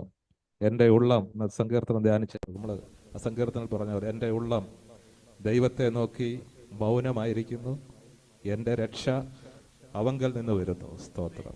വീണ്ടും അതിനകത്ത് ഒരു വാക്കൂടെ പറഞ്ഞു തന്നു. എൻ്റെ ഉള്ളമേ ദൈവത്തെ നോക്കി മൗനമായിരിക്കുക, എൻ്റെ പ്രത്യാശ അവങ്കൽ നിന്ന് വരുന്നു. സ്തോത്രം. ഹല്ലേലൂയ. ബാബുച്ചാൻ ചില വിഷയങ്ങളൊക്കെ ഇവിടെ പ്രാർത്ഥന വെച്ചു. ഇന്ന് ഈ ആരാധനയിൽ കൂടി ഇവിടെ കടന്നു വന്നിരിക്കുന്ന ഏവർക്കും ആ വിഷയത്തിന്മേലൊക്കെയും ഒരു മറുപടി ലഭിക്കുവാൻ പോവുകയാണ്. സ്തോത്രം. അവിശ്വാസത്തോടെ നമ്മൾ ഇന്ന് ആരാധനയ്ക്ക് കർത്താവിനെ പാടി നമ്മൾ മഹത്വപ്പെടുത്തുവാൻ പോവുകയാണ്. നമ്മൾ വേദഭാഗത്ത് നിന്ന് പല പ്രാവശ്യം കേട്ട ഒരു വചനമുണ്ട്, ഒരു വേദഭാഗമുണ്ട്. നമ്മൾ പല പ്രാവശ്യം കേട്ടുള്ള പലയിടത്തും പ്രസംഗത്തിൽ കൂടി കേട്ടിട്ടുണ്ട്. മോശ ചെങ്കടൽ മധ്യേ വടി നീട്ടി ചെങ്കടലിനെ വിഭാഗിച്ച് കടന്നു വരുന്ന ആ ഒരു കഥ, ആ ഒരു വേദഭാഗം. ഹല്ലേലൂയ. മോശയോട് ദൈവം കൽപ്പിച്ചപ്പോൾ മോശ ദൈവത്തോട് പ്രാർത്ഥിച്ചപ്പോൾ ദൈവം പറഞ്ഞു, നീ എന്നോട് എന്തിനു പ്രാർത്ഥിക്കുന്നു? അതുപോലെ നമുക്കും ആ മോശയുടെ സ്ഥാനത്ത് നിന്ന് നമ്മൾ എന്തിനാണ് ദൈവത്തോട് പ്രാർത്ഥിക്കുന്നത്? ദൈവം നമ്മളോട് ഒരു കാര്യം കൽപ്പിച്ചെങ്കിൽ അതങ്ങ് ചെയ്യുക. ഹല്ലേലൂയ. ചെങ്കടൽ മേൽ നീട്ടുവാനായിട്ട് ദൈവം കൽപ്പിച്ചപ്പോൾ മോശ നീട്ടിയ ആ കരത്തിന്മേൽ വേറൊരു കരം വന്ന് സ്പർശിച്ചിട്ടുണ്ട്. ആ ദൈവത്തിന്റെ കരം, ആ മോശയുടെ കരത്തിന്മേൽ സ്പർശിച്ച ആ ദൈവത്തിന്റെ കരം. ഹല്ലേലൂയ. നമുക്ക് ഒരുമിച്ച് ഇന്ന് ആ കരത്തെ നീട്ടാൻ പോവുകയാണ്. ഈ വിഷയത്തിന്മേലൊക്കെ ഒരു മറുപടി ലഭിക്കാൻ പോവുകയാണ്. നമ്മുടെ കരത്തിന്മേലോട്ട്, നമ്മുടെ കരത്തിന്റെ മേൽ ഒരു കരം വരാൻ പോവുകയാണ്. ആ കർത്താവിന്റെ കരം ഇന്ന് നമ്മുടെ കരത്തിന്മേൽ വരാൻ പോവുകയാണ്. സ്തോത്രം. ഹല്ലേലൂയ. നമ്മളായിരിക്കുന്ന സ്ഥലത്ത് നമുക്ക് ശാന്തമായിട്ട് എഴുന്നേറ്റിരിക്കാം. ഭവനങ്ങളിലായിരിക്കുന്ന ഒരു ആരോഗ്യം അനുവദിക്കുന്നുണ്ടെങ്കിൽ എഴുന്നേറ്റ് നിന്നാട്ടെ. ആ മോശ നീട്ടിയ പോലെ നമ്മുടെ കരങ്ങളെ കൊണ്ട് നീട്ടിക്കാട്ടെ. ആ ദൈവത്തിന്റെ കരം നമ്മുടെ കരത്തിന്മേൽ വരാൻ പോവുകയാണ്. ഈ വിഷയത്തിനൊക്കെ ഒരു മറുപടി തരാൻ പോവുകയാണ്. പ്രത്യേകിച്ച് റോഷനെ ഓർ നിങ്ങൾ പ്രാർത്ഥിക്കുന്നു. ഹല്ലേലൂയ. ഹല്ലേലൂയ. ഇന്നത്തെ ഈ ആരാധനയ്ക്ക് ശേഷം കർത്താവേ, ഈ വചന ശുശ്രൂഷയ്ക്ക് ശേഷം അടുത്ത ആഴ്ച അതിൽ പൂർണ്ണ ആരോഗ്യത്തോടെ കർത്താവേ ട്രാൻസ്ഫോർമേഷനിൽ പോകാൻ പോവുകയാണ്. സ്വന്തം വിശ്വാസത്തോടെ കർത്താവേ. ഹല്ലേലൂയ. സ്തോത്രം. ഹല്ലേലൂയ. ലോകം അശാന്തിയുടെ മുക്കിലൊക്കെ ആയിരിക്കുന്നു കർത്താവേ. സ്തോത്രം. ഹല്ലേലൂയ. കർത്താവേ, ദൈവപിതാവേ, അങ്ങേ ഞാൻ ആരാധിക്കുന്നു. സ്തോത്രം. ഹല്ലേലൂയ. നമുക്ക് ആരാധിച്ച സകല മഹത്വ കർത്താവിന് കൊടുക്കാൻ പോവുകയാണ്. സ്തോത്രം. ഹല്ലേലൂയ. ജീവനും എന്റെ സർവസ്വവും ആ കർത്താവിന് മുൻപിൽ അണച്ചുകൊണ്ട് കർത്താവ്, ആ കർത്താവ് നമ്മളോട് എന്ത് കൽപ്പിക്കുന്നുവോ അത് അനുസരിക്കാൻ നമ്മൾ ബാധ്യസ്ഥരാണെന്നുള്ള കർത്താവ് ആ ഉത്തമ വിശ്വാസത്തോടു കൂടി കർത്താവ് വീണ്ടും ഞാൻ പറയുന്നു, മോശ നീട്ടിയ കരം. ഹല്ലേലൂയ. ആ മോശയുടെ കരത്തിന്മേൽ വന്ന കർത്താവിന്റെ കരം വീണ്ടും നിങ്ങളുടെ കരത്തിന്മേൽ വരുവാൻ പോകുകയാണ്. ഞാൻ വീണ്ടും വീണ്ടും വിശ്വാസത്തോടെ പറയുകയാണ്. ഹല്ലേലൂയ. നമുക്ക് ചേർന്ന് കർത്താവിനെ പാടി ആരാധിക്കാം. കർത്താവേ, ദൈവപിതാവേ, അങ്ങയെ ഞാൻ ആരാധിക്കുന്നു, സ്തുതിക്കുന്നു. കർത്താവേ, സകല മഹത്വവും കർത്താവേ ഈ ഭൂമിയിൽ ആരാധിക്കുവാൻ, സകല മഹത്വം കൊടുക്കുവാൻ കർത്താവ് മാത്രമേ ഉള്ളൂ. കർത്താവേ, നമുക്ക് ചേർന്ന് പാടി ആരാധിക്കാം.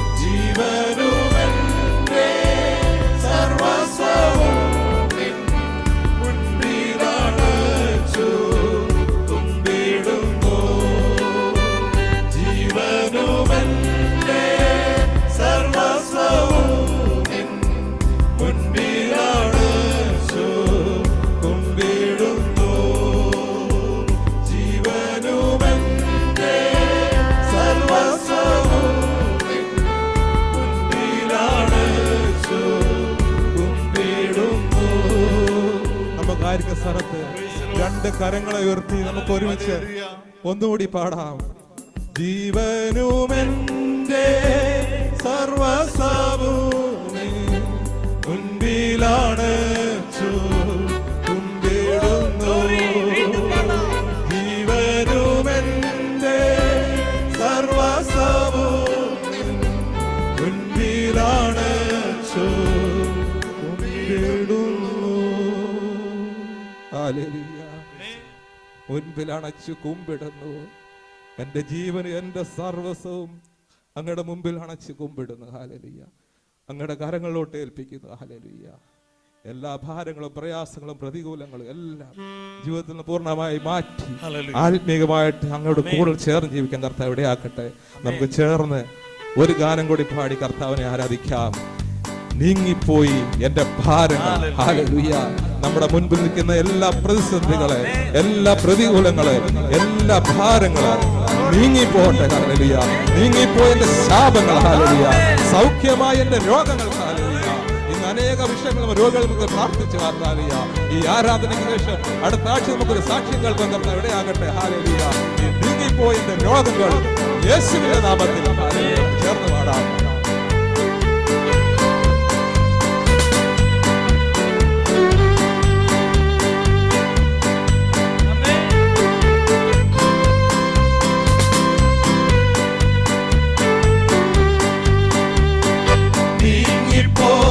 എന്റെ ഭാരങ്ങൾ മാറിപ്പോയി, എന്റെ ശാപങ്ങൾ നീങ്ങിപ്പോയി, എന്റെ ഭാരങ്ങൾ മാറിപ്പോയി.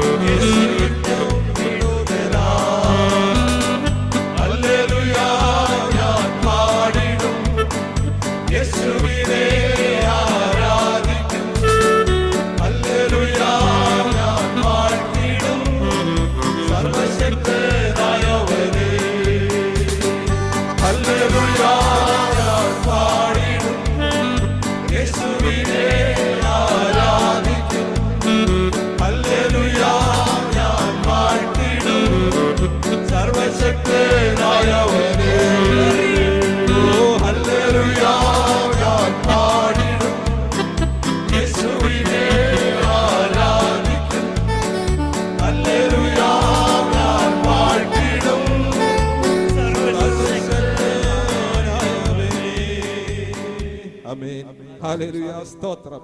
കർത്താവിനെ മഹത്വപ്പെടുത്തുന്നു. നമുക്ക് ആയിരിക്കും സാക്ഷീകരിക്കാം. ഹല്ലേലൂയ, ഹല്ലേലൂയ, ഹല്ലേലൂയ.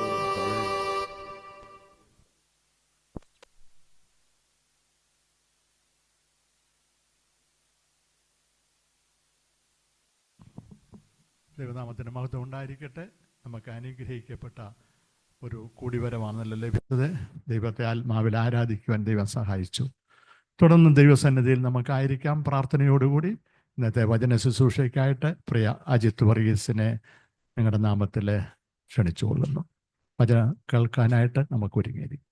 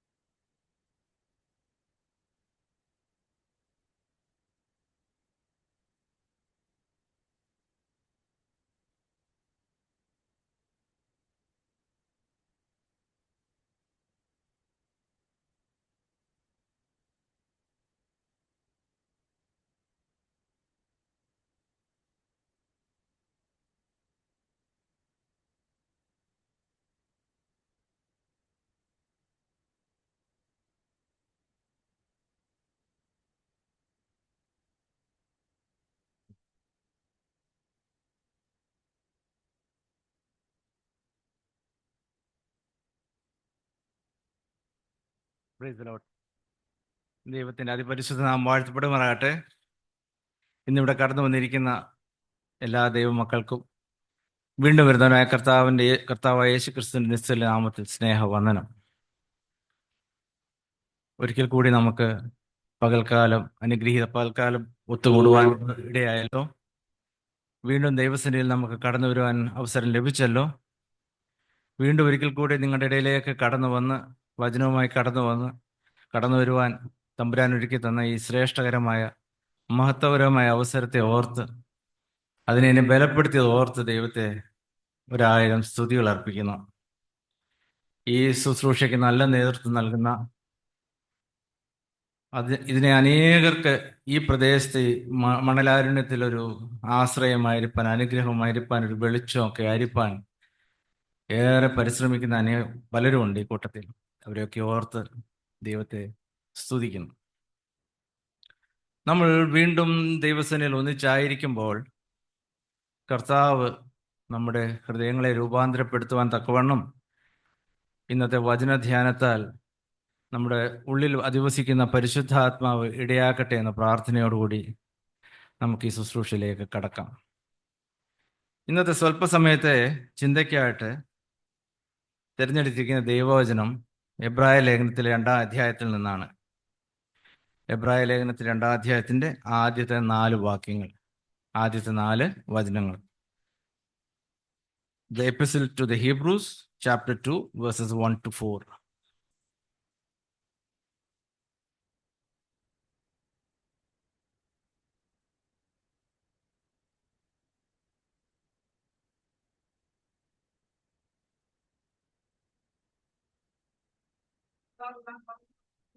ദൈവം അടയാളങ്ങളാലും അത്ഭുതങ്ങളാലും വിവിധ വീര്യപ്രവൃത്തികളാലും തന്റെ ഇഷ്ടപ്രകാരം പരിശുദ്ധാത്മാവിനെ നൽകുന്നതും സാക്ഷി നിന്നതും കേട്ടവർ നമുക്ക് ഉറപ്പിച്ചു തന്നതുമായ ഇത്ര വലിയ രക്ഷ നാം ഗണ്യമാക്കാതെ പോയാൽ എങ്ങനെ തെറ്റി ഒഴിയും?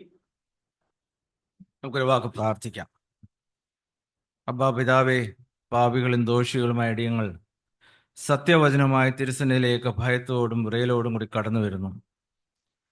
ഈ സത്യമാകുന്ന വചനത്തെ അതിൻ്റെ ശരിയായ അർത്ഥത്തിൽ മനസ്സിലാക്കുവാനുള്ള കൃപ അടിയങ്ങൾക്ക് തരണമേ. ദൈവാത്മാവിൽ എഴുതപ്പെട്ട ഈ വചനം ദൈവാത്മാവിൽ തന്നെ ഗ്രഹിക്കുവാനുള്ള കൃപ അടിയങ്ങൾക്ക് തരണമേ. അങ്ങയുടെ സാന്നിധ്യത്തിന്റെ മറവിൽ ഇത്രത്തോളം അടിയങ്ങളെ കാത്ത് പരിപാലിച്ച് നടത്തിയല്ലോ ഇന്നേ ദിവസം. അനുഗ്രഹീതമായൊരു സങ്കീർത്തന ധ്യാനം, മധ്യസ്ഥ പ്രാർത്ഥന, അങ്ങയെ പാടി ആരാധിപ്പാനൊക്കെ അടിയങ്ങൾക്ക് കൃപ തന്നു. ഈ വചന ശുശ്രൂഷയിലും തുടർന്നുള്ള ശുശ്രൂഷകളിലൊക്കെ അങ്ങയുടെ സാന്നിധ്യത്തിന്റെ മറവിൽ അടിയങ്ങളെ നിർത്തിക്കൊള്ളണമേ കർത്താവേ. അനുതാപ ഹൃദയ അടിയങ്ങളിലേക്ക് പകർന്നു തരണമേ. വിശ്വാസത്തിൽ അടിയങ്ങളെ ബലപ്പെടുത്തണമേ. സ്വർഗരാജ്യത്തിൻ്റെ കൂട്ടാവകാശികളെ അടിയങ്ങളെല്ലാം തീർക്കണമേ കർത്താവേ. ഇതൊന്നും ഞങ്ങൾക്ക് പൂഴുവാനല്ലല്ലോ പിതാവേ, എല്ലാം അങ്ങയുടെ നാമമഹത്വത്തിനായി മാത്രം. ഞങ്ങൾക്ക് മറ്റൊരു പ്രത്യാശയില്ലല്ലോ. വീണ്ടും വരുന്നവനായ കർത്താവായ യേശു ക്രിസ്തുവിൻ്റെ ധന്യമുള്ള നാമത്തിൽ അപേക്ഷിക്കുന്നു. കൃപയോടെ ഉത്തരമരണമേ. നമ്മൾ ഈ വായിച്ചു കേട്ടത് എബ്രായ ലേഖനത്തിൽ 2-ാം അധ്യായത്തിന്റെ 1 മുതൽ 4 വരെയുള്ള വാക്യങ്ങളാണ്. നമ്മളെല്ലാം വിശ്വാസികളാണ്, ദൈവമക്കളാണെന്നൊക്കെ പറയുമ്പോഴും ദൈവം ആഗ്രഹിക്കുന്ന ആ അളവിലേക്ക് നമുക്ക് എത്തിച്ചേരുവാൻ സാധിച്ചിട്ടുണ്ടോ എന്ന് നമുക്കൊക്കെ ഒന്ന് ശ്രദ്ധിക്കാൻ, അല്ലെങ്കിൽ ഒന്ന് ശോധന ചെയ്യാൻ ഈ വചന ശുശ്രൂഷ അല്ലെങ്കിൽ ധ്യാനം, നമ്മൾ ചേർന്ന് നടത്തുന്ന ധ്യാനം ഇടയാക്കട്ടെ എന്ന പ്രാർത്ഥനയോടുകൂടി നമുക്ക് ആരംഭിക്കാം. ഈ വേദഭാഗം ഇംഗ്ലീഷിലൂടെ ആരെങ്കിലും എടുത്തിട്ടുണ്ടെങ്കിൽ ഒന്ന് വായിച്ചാൽ നന്നായിരിക്കും.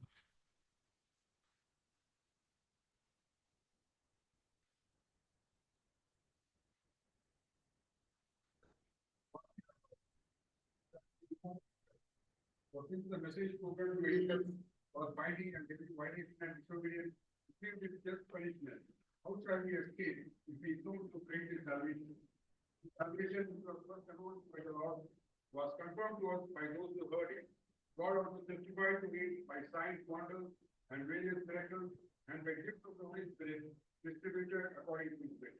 Yes, praise the Lord. The immense danger of drifting away from faith, അല്ലെങ്കിൽ വിശ്വാസത്തിൽ നിന്ന് ഒഴുകിപ്പോകുന്നതിന് അല്ലെങ്കിൽ അകന്നു പോകുന്നതിൻ്റെ വലിയ അപകടത്തെക്കുറിച്ചാണ് നമ്മൾ ഇന്ന് ഇവിടെ ധ്യാനിക്കാൻ പോകുന്നത്. ഇത് 2-ാം പ്രാവശ്യമാണ് ഞാൻ എബ്രായ ലേഖനത്തിൽ നിന്നൊരു ധ്യാനം ഇവിടെ നടത്തുന്നത് നിങ്ങളുടെ മുന്നിൽ ദൈവസന്നിധിയിൽ. ഈ സത്യവേദ പുസ്തകത്തിലെ എല്ലാ പുസ്തകങ്ങളും എല്ലാ വാക്യങ്ങളും പ്രാധാന്യമേറിയവയും വിശേഷമേറിയതൊക്കെ ആണെങ്കിലും എന്തോ എബ്രായ ലേഖനം പഠിക്കാനും അത് ധ്യാനിക്കാനും എനിക്ക് പ്രത്യേക ഒരു താല്പര്യമുണ്ട്. കാരണം എന്താണെന്ന് വെച്ചാൽ, വിശ്വാസത്തിൽ ക്ഷീണിച്ചു പോയ ഒരു സമൂഹത്തെക്കുറിച്ചാണ്, ഇന്നത്തെ ക്രിസ്തീയ സമൂഹം പോലെ വിശ്വാസത്തിൽ ക്ഷീണിച്ചു പോയ ഒരു സമൂഹത്തെക്കുറിച്ചാണ് ഈ ലേഖനം ചർച്ച ചെയ്യുന്നത്. അല്ലെങ്കിൽ സമകാലീന ലോകവുമായിട്ട് വളരെയേറെ സാമ്യമുള്ള ഒരു സമൂഹമായിരുന്നു അന്നത്തെ കാലത്ത് എബ്രായ ലേഖനം എഴുതിയ സമയത്തെ വിശ്വാസ സമൂഹം. അതുകൊണ്ട് ആ സമൂഹത്തെക്കുറിച്ച് പഠിക്കുമ്പോൾ നമുക്കും അതിൽ നിന്ന് ഒത്തിരിയേറെ പഠിക്കാനുണ്ടാവും. നമ്മുടെ ജീവിതവും അല്ലെങ്കിൽ നമ്മുടെ ഇന്നത്തെ ക്രിസ്തീയ സമൂഹവും ക്രിസ്തീയ ഗോളവുമായിട്ടൊക്കെ ചേർത്ത് വെച്ച് നമുക്ക് ധ്യാനിക്കാൻ അല്ലെങ്കിൽ മനസ്സിലാക്കാൻ ഒത്തിരി കാര്യങ്ങളുണ്ട് അതിനകത്ത്. അതുകൊണ്ട് അത് പഠിക്കാൻ നല്ല രസമാണ്, നല്ലതാണ്. അത് പഠിക്കുമ്പോൾ നമുക്ക് ഒത്തിരി കാര്യങ്ങൾ മനസ്സിലാക്കുവാനും സാധിക്കും. അതുകൊണ്ടുകൂടിയാണ് ഇപ്പം ഞാൻ 2 പ്രാവശ്യം, ഇത് 2-ാമത്തെ പ്രാവശ്യമാണ് നിങ്ങളുടെ ഇടയിലേക്ക് ഇതുമായിട്ട് കടന്നു വരുന്നത്. ഈ 4 വാക്യങ്ങൾ ആണ് ഇവിടെ നമ്മൾ ആദ്യത്തെ 4 വാക്യം. ഒരു പുസ്തകത്തിന്റെ ഒരു അധ്യായം കഴിഞ്ഞ് 2-ാമത്തെ അധ്യായം തുടങ്ങുമ്പോൾ അതിൻ്റെ ആദ്യത്തെ 4 വാക്യങ്ങളാണ് എടുത്തിരിക്കുന്നത്. എന്നാൽ ഈ 2-ാമത്തെ അധ്യായം തുടങ്ങുന്നത് അതുകൊണ്ട്, അല്ലെങ്കിൽ ഇംഗ്ലീഷിലാകുമ്പോൾ therefore എന്നും പറഞ്ഞുകൊണ്ടാണ്. അപ്പോൾ മുമ്പ് നടന്ന എന്തോ ഒരു കാരണമാണ് അവിടെ ഉദ്ദേശിക്കുന്നത്. ഈ അതുകൊണ്ട് എന്തെന്ന് പറയണമെങ്കിൽ നമ്മൾ ഇതിനു മുമ്പുള്ള അല്ലെങ്കിൽ 1-ാമത്തെ അധ്യായം വായിച്ചെങ്കിൽ മാത്രമേ നമുക്ക് എന്താണ് അങ്ങനെ പറഞ്ഞതിന് കാരണം നമുക്ക് ബോധ്യമാകുള്ളൂ. അവിടെ പറഞ്ഞിരിക്കുന്നത് എന്താണെന്ന് വെച്ചാൽ, കർത്താവായ യേശു ക്രിസ്തുവിന്റെ ശ്രേഷ്ഠതയാണ് ഈ 1-ാം അധ്യായത്തിൽ ഉടനീളം വർണ്ണിച്ചിരിക്കുന്നത്. കർത്താവ് ദൂതന്മാരിലും ശ്രേഷ്ഠനാണ്, കർത്താവ് പ്രവാചകന്മാരിൽ എല്ലാവരിലും ശ്രേഷ്ഠനാണ്, കർത്താവ് സർവ്വ അധിപതിയാണ് എന്നൊക്കെ കർത്താവിന്റെ വേലയും ആളത്വത്തെയും ഒക്കെ ശ്രേഷ്ഠമായി വിവരിച്ചുകൊണ്ടാണ് ഈ അധ്യായം തുടക്കം മുതൽ അവസാനിക്കുന്നത് തന്നെ. ആ അധ്യായം മാത്രമല്ല, ഈ എബ്രായ ലേഖനം മൊത്തം എടുത്ത് നോക്കിയാൽ ഒരു മെയിൻ ടോപ്പിക് അല്ലെങ്കിൽ മെയിൻ ചിന്താവിഷയം എന്ന് പറഞ്ഞാൽ കർത്താവിന്റെ ശ്രേഷ്ഠതയാണ്. യേശു കർത്താവിന്റെ ശ്രേഷ്ഠതയെക്കുറിച്ച് ഇതിനകത്ത് തന്നെ 9 ഇടത്ത് ഈ എബ്രായ ലേഖനത്തിൽ വളരെ വിശദമായിട്ട് വിവരിക്കുന്നുണ്ട്. കർത്താവ് ദൂതന്മാരിലും ശ്രേഷ്ഠനാണ്, കർത്താവ് ദൂതന്മാരിലും വിശേഷേറിയതാണെന്നൊക്കെ പറഞ്ഞ് ഒരു 9 ഇടത്ത് പറയുന്നുണ്ട്. 1-ാം അധ്യായം മുതൽ അങ്ങോട്ട് 12-ാം അധ്യായം വരെ നോക്കിക്കഴിഞ്ഞാൽ ഇതിന് കാരണമുണ്ട്. ഇത് എഴുതിയത് യഹൂദ ക്രിസ്ത്യാനികളിൽ ഉദ്ദേശിച്ചുള്ളതായതുകൊണ്ട് പല യഹൂദന്മാർക്കും കർത്താവ് പ്രവാചകന്മാരിലും ശ്രേഷ്ഠനാണ്, ഏറ്റവും വലിയ പ്രവാചകനാണെന്നൊക്കെ അവർ സമ്മതിക്കും. എന്നാൽ ദൂതന്മാരെക്കാട്ട്, അതായത് മനുഷ്യരെക്കാട്ട് ഒരുപടി മേളിൽ നിൽക്കുന്ന ദൂതന്മാരെക്കാട്ട് ശ്രേഷ്ഠനാണ് യേശു കർത്താവ് എന്ന് ഒരിക്കലും അവർ അംഗീകരിക്കത്തില്ല. അതുകൊണ്ട് അവരെ ബോധ്യപ്പെടുത്താൻ വേണ്ടി ഈ ലേഖകൻ ആ വിഷയം പിന്നെയും എടുത്ത് അവരെ ബോധ്യപ്പെടുത്താൻ ഒരു ശ്രമം ഇവിടെ നടത്തുന്നതായിട്ട് നമുക്ക് കാണാം. ആ അധ്യായം നമുക്കൊന്ന് ഓടിച്ച് വായിച്ച് നോക്കിയാൽ നമുക്ക് അതിനെക്കുറിച്ച് ബോധ്യമാവും. 1-ാം അധ്യായത്തിന്റെ 4-ാം വാക്യം പെട്ടെന്നായിരുന്നു ഒന്ന് വായിച്ചാട്ടെ.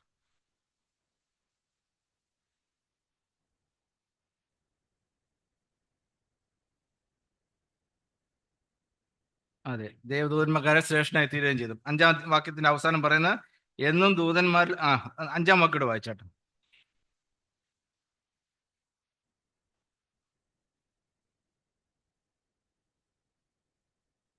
അതെ, ദൂതന്മാരിൽ ആരോടെങ്കിലും വല്ലപ്പോഴും അരളി ചെയ്തിട്ടുണ്ടോ എന്ന് അവിടെ പറയുന്നു. ദൂതനെക്കാട്ടും വലുതാണെന്ന്.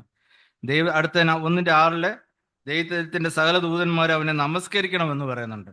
പിന്നെ 7, 8, 9 എല്ലാം അത് തന്നെയാ പറയുന്നത്. എന്നിട്ട് 13 വായിച്ചേ.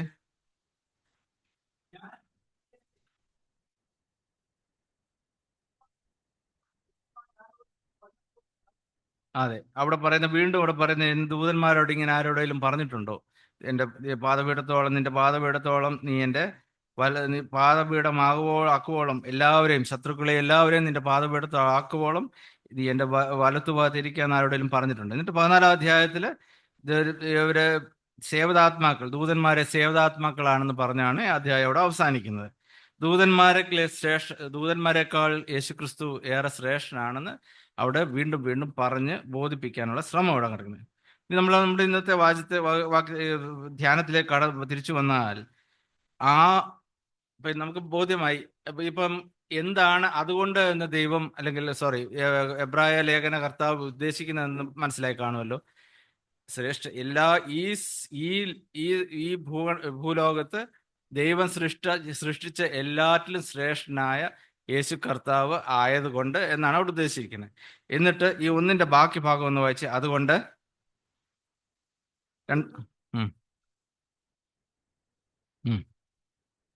വല്ലപ്പോഴും വഴുതി പോകാതിരിക്കേണ്ടത്, അതായത് തെറ്റി മാറി പോകാതിരിക്കേണ്ടത്, വിശ്വാസത്തിൽ നിന്ന് പുറകോട്ട് പോകാതിരിക്കേണ്ടതിന് ആണ് അവിടെ ഉദ്ദേശിച്ചിരിക്കുന്നത്. ഈ വല്ലപ്പോഴും എന്നെ കേൾക്കുന്ന പ്രിയജനമേ, നമ്മൾ ഈ വല്ലപ്പോഴും വഴുതി പോകാതിരിക്കേണ്ടതിന് ഇരിക്കണമെങ്കിൽ നമ്മുടെ നിപ്പ് എവിടെയാണെന്നുള്ളതിനെ ആശ്രയിച്ചായിരിക്കുന്നത്, അല്ലേ? നമ്മൾ എവിടെ നിൽക്കുന്ന അതിനെ ആശ്രയിച്ചായിരിക്കും നമ്മൾ ഇരിക്കുന്നത്. നമ്മുടെ നിപ്പ് നമ്മളെല്ലാം വിശ്വാസത്തിലാക്കിയപ്പോൾ, നമ്മളെല്ലാം രക്ഷയിലേക്ക് നമ്മളെ കൊണ്ടുവന്നപ്പോൾ കർത്താവായ യേശു ക്രിസ്തു എന്ന ഉറപ്പുള്ള പാറമേലാണ് നമ്മളെ നിർത്തിയിരിക്കുന്നത്, അല്ലേ? ആ ഉറപ്പുള്ള പാറമേലാണ് നമ്മുടെ കാലുകളെ നമ്മൾ ഉറപ്പിച്ചിരിക്കുന്നെങ്കിൽ നമ്മൾ ഒരിക്കലും വഴുതി പോകത്തില്ല. അതിന് പകരം നമ്മുടെ നിപ്പ് എവിടെയാണെന്നുള്ളത് നമ്മൾ പണ്ട് കാലത്ത് നമ്മൾ കഴിഞ്ഞ പ്രാവശ്യം നമ്മൾ ചേർന്ന് ധ്യാനിച്ചപ്പോൾ നമ്മൾ ധ്യാനിച്ചായിരുന്നു. പണ്ടത്തെ കാലത്ത് നമ്മൾ ജടിലമായ ഒരു ലോകത്ത് പാപങ്ങളെ പേറി പാപ സ്വഭാവമുള്ളവരായി ജീവിച്ചിരുന്ന ഒരു കാലത്ത് നമ്മളെ രക്ഷിച്ച് കർത്താവ് നമ്മുടെ ഉള്ളിലായപ്പോൾ നമ്മൾ ദൈവത്തിന്റെ മക്കളായി തീർന്നു എന്നൊക്കെ നമ്മൾ ചിന്തിച്ചായിരുന്നു. അപ്പൊ അങ്ങനെയുള്ളൊരു അവസ്ഥയിൽ പഴയ കാലത്ത് നമ്മൾ മാറി ദൈവത്തിന്റെ മക്കളായി, ദൈവത്തിന്റെ കർത്താവിന് എന്ന ഉറപ്പുള്ള നമ്മുടെ വചനത്തിൽ നമ്മൾ പറയുന്നുണ്ട്. 1 കൊരിന്ത്യർ 10:4 തോന്നുന്നു. ഇവിടുന്ന് വായിച്ചാട്ട് കർത്താവിന് ഉറപ്പുള്ള പാറയായിട്ട് അവിടെ വിശേഷിപ്പിക്കുന്നുണ്ട്.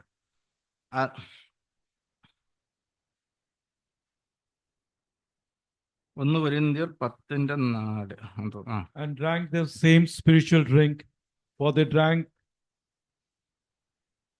from the spiritual rock that accompanied them, and that rock was Christ. Yes, and that rock was Christ. ആ പാറ ക്രിസ്തു ആയിരുന്നു എന്ന് അവിടെ പറഞ്ഞിരിക്കുന്നത്. ഈ ലോകത്ത് നാം ആയിരിക്കുമ്പോൾ നമ്മൾ എത്ര പ്രാഗൽഭ്യത്തോട് നമ്മുടെ ഈ ജീവിതം നയിച്ചു എന്ന് പറഞ്ഞാലും സാത്താൻ എപ്പോഴും നമ്മുടെ പുറകെ ഉണ്ട്. എത്ര പറഞ്ഞാലും നമ്മളിപ്പോഴും നമ്മുടെ ശരീരം എപ്പോഴും ഈ വിടുവിക്കപ്പെട്ടിട്ടില്ലാത്തത് കൊണ്ട് തന്നെ നമ്മൾ ഏത് നിമിഷവും നമ്മൾ ഈ പാപച്ചെളിയിലൊക്കെ ചെന്ന് വീഴാനുള്ളൊക്കെ എല്ലാ സാധ്യതയുണ്ട്. നമുക്കറിയാം നമ്മുടെ ആത്മാവ് മാത്രമേ വിടുവിക്കപ്പെട്ടിട്ടുള്ളെന്ന്. കർത്താവായ യേശുക്രിസ്തുവിന്റെ ക്രൂശ് മരണത്താൽ നമുക്ക് ലഭിച്ച രക്ഷ കാരണം നമ്മുടെ ആത്മാവ് വിടുവിക്കപ്പെട്ട് നമ്മൾ ദൈവത്തിന്റെ മക്കളായിരിക്കുമ്പോൾ എങ്കിലും നമ്മുടെ ശരീരം ഇപ്പോഴും വിടുവിക്കപ്പെട്ടിട്ടില്ല. അതുകൊണ്ട് നമ്മളെപ്പോഴും നമ്മുടെ ഉള്ളിൽ കുറ്റങ്ങളും കുറവുകളും പാപങ്ങളും തെറ്റുകളും ഒക്കെ എപ്പോൾ വേണേലും വന്നുവിടാനുള്ള സാധ്യതയുണ്ട്. അതുകൊണ്ടാണ് വചനം പറയുന്നത് നമ്മൾ ഉറപ്പുള്ള പാറമേൽ നമ്മുടെ കാലുകളെ വെക്കണം. തെന്നിപ്പോകാതിരിക്കേണ്ടതിന് നമ്മൾ ഉറപ്പുള്ള പാറമേൽ, അതായത് ക്രിസ്തുവിന്മേലായിരിക്കണം നമ്മുടെ കാലുകളെ ഉറപ്പിച്ചിരിക്കേണ്ടത്. ക്രിസ്തുവിന്മേലായിരിക്കണം നമ്മൾ വിശ്വാസത്തിൽ ഉറച്ചിരിക്കേണ്ടത്. അറിയാം, നമുക്ക് പാപജടിലമായ ലോകത്ത് നമുക്ക് എപ്പോഴും സാത്താൻ നമ്മൾ ദൈവത്തോട് അടുക്കുന്തോറും സാത്താൻ നമ്മളെ അകത്താനുള്ള എല്ലാ മാർഗങ്ങളും നോക്കിക്കൊണ്ടിരിക്കുകയായിരിക്കും.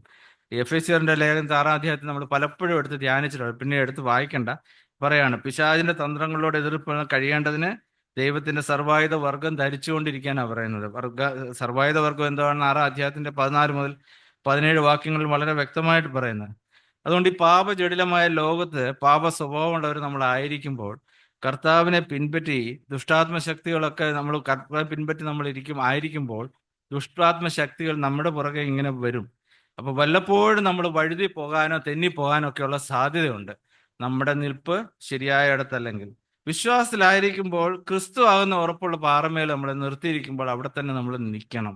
വഴുവഴുപ്പുള്ള പാപ ചെളിയിൽ ആയിരുന്ന നമ്മൾ, അങ്ങനെ ആയിരുന്ന നമ്മളെ ഉറപ്പുള്ള പാറമേൽ ആക്കിയിട്ടുണ്ടെങ്കിലും ഈ ലോകത്തിന്റെ മോഹങ്ങളും ഈ ലോകത്തിന്റെ പ്രയാസങ്ങളും ഈ ലോകത്തിന്റെ ആകർഷണങ്ങളും ഇതൊക്കെ നമ്മളെ വീണ്ടും വീണ്ടും നമ്മളെ ആ ചെളിയിലേക്ക് പിന്നെയും തള്ളിയിടാനൊക്കെ ഉള്ള സാധ്യതയുണ്ട്.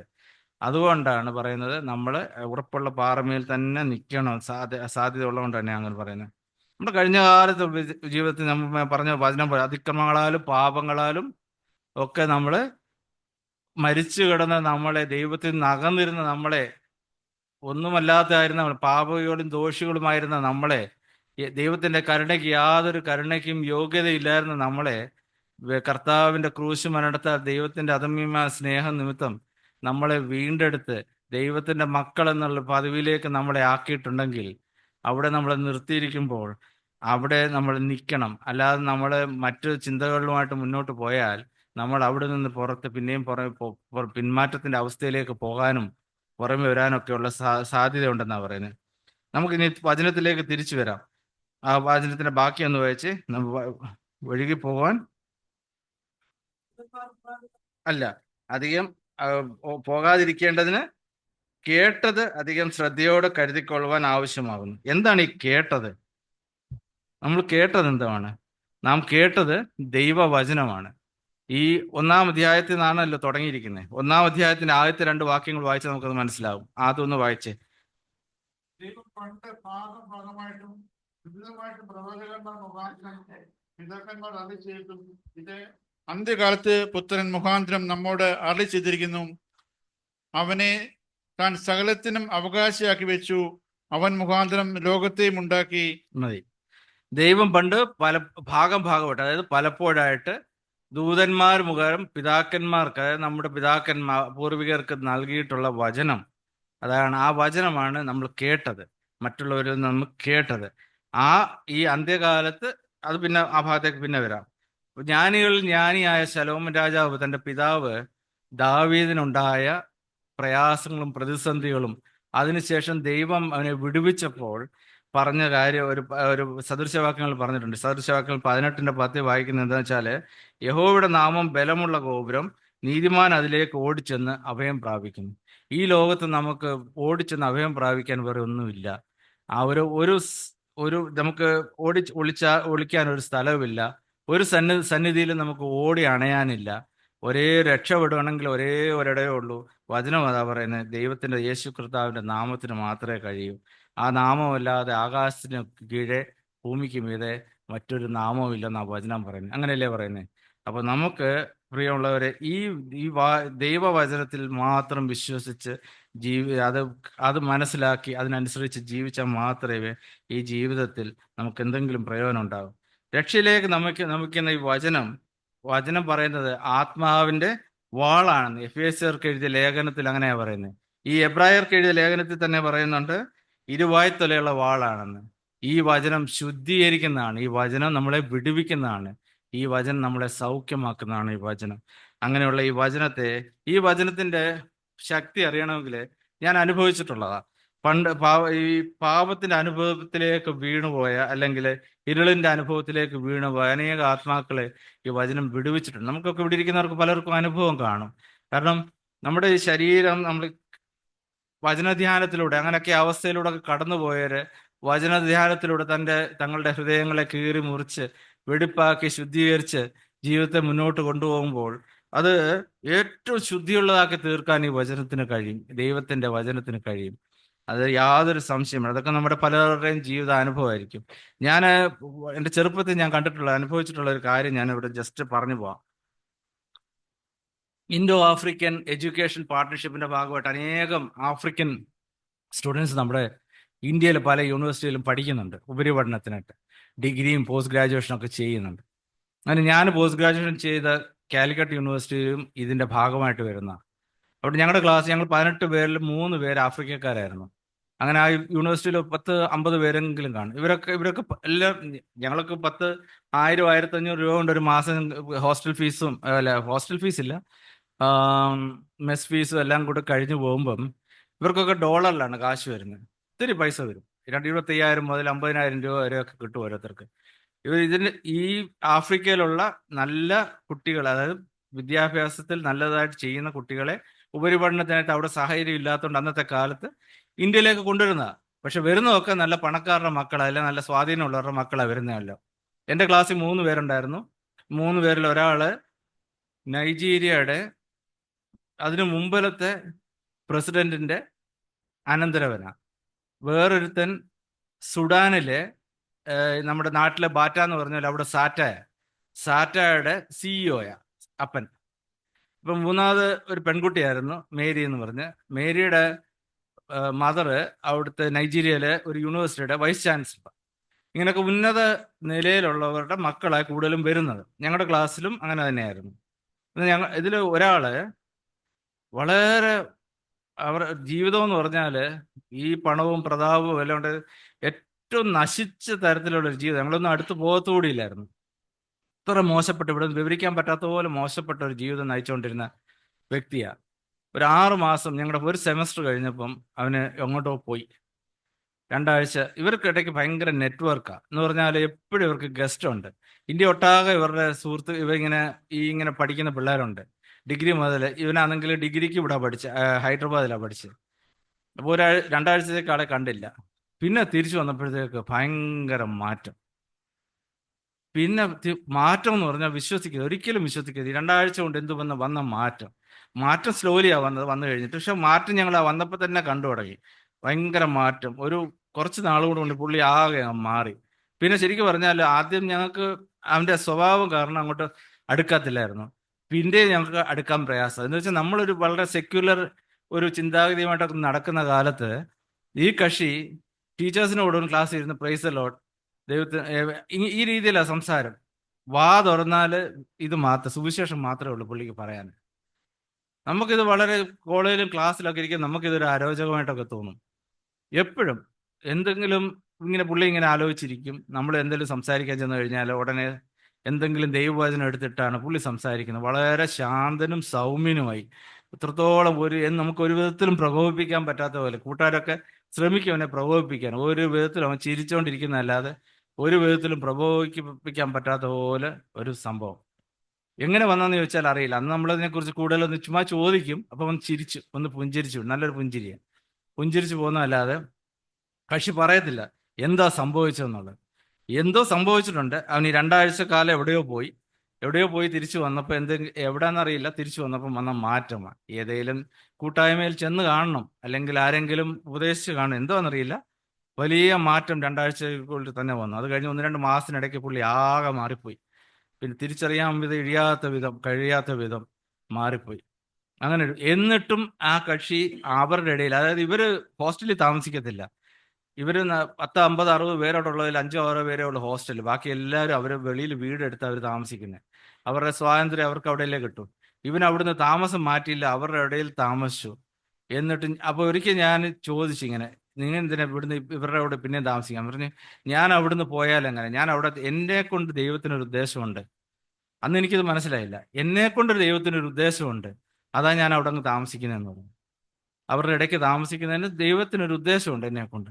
എനിക്കന്നത് പിടികിട്ടില്ല, അതാ നമ്മളവിടെ വെച്ച് വിട്ടു. അത്രത്തോളം അത്ര ശക്തമാണ്. നമ്മളെ കീഴ്മേൽ മറിക്കാൻ പ്രാപ്തിയുള്ളതാണ് ഈ വചനം. അതുകൊണ്ടാണ് ദൈവവചനം കേട്ടത് നമ്മൾ ശ്രദ്ധിക്കാതെ പോയാൽ, ഗൗനിക്കാതെ പോയാൽ നമുക്ക് എങ്ങനെ ഇതിൽ നിന്ന് തെറ്റി ഒഴിയാൻ സാധിക്കും. നമ്മൾ തെന്നി വീഴാൻ സാധ്യതയുണ്ടെന്ന് പറയുന്ന നേരത്ത്. ഇനി വാക്യം 2 വന്നാലോ, ദൈവം പഴയ നിയമകാലം മുതൽ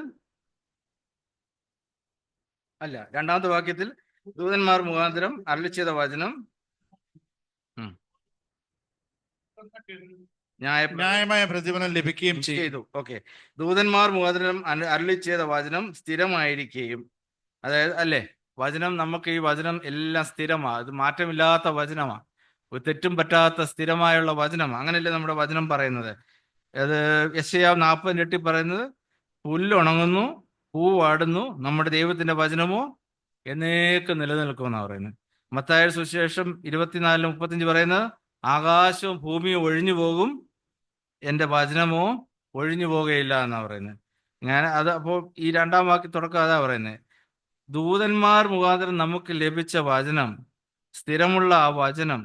എന്നിട്ട് അതിന്റെ 2-ാമത്തെ ഭാഗത്ത് വാക്യം പറയുന്നത്, ഈ വചനത്തിന്റെ ഓരോ ലംഘനത്തിനും അനുസരണക്കേടിനും ന്യായമായ പ്രതിഫലം ലഭിക്കുകയും ചെയ്തു എങ്കിൽ കർത്താവെ, ഞാൻ പറഞ്ഞു തുടങ്ങിയതും ദൈവം അടയാളങ്ങളാലും അത്ഭുതങ്ങളാലും അത് മതി.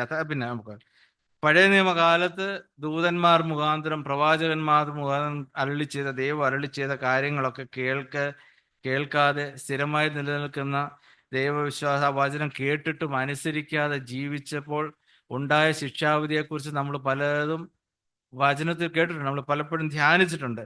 ഇന്ന് നമ്മുടെ പാട്ടില് ചെങ്കടൽ കടന്നു പോയപ്പോൾ അവരെ അത്ഭുതകരമായി രക്ഷിച്ച് ദൈവം. ആരെയാ? മിസ്രൈമിൽ നിന്ന് ഇസ്രായേൽ മക്കളെ ദൈവത്തോട് അപേക്ഷിച്ച് ദൈവം അവരുടെ വിളി കേട്ട് അങ്ങ് രക്ഷിച്ചു.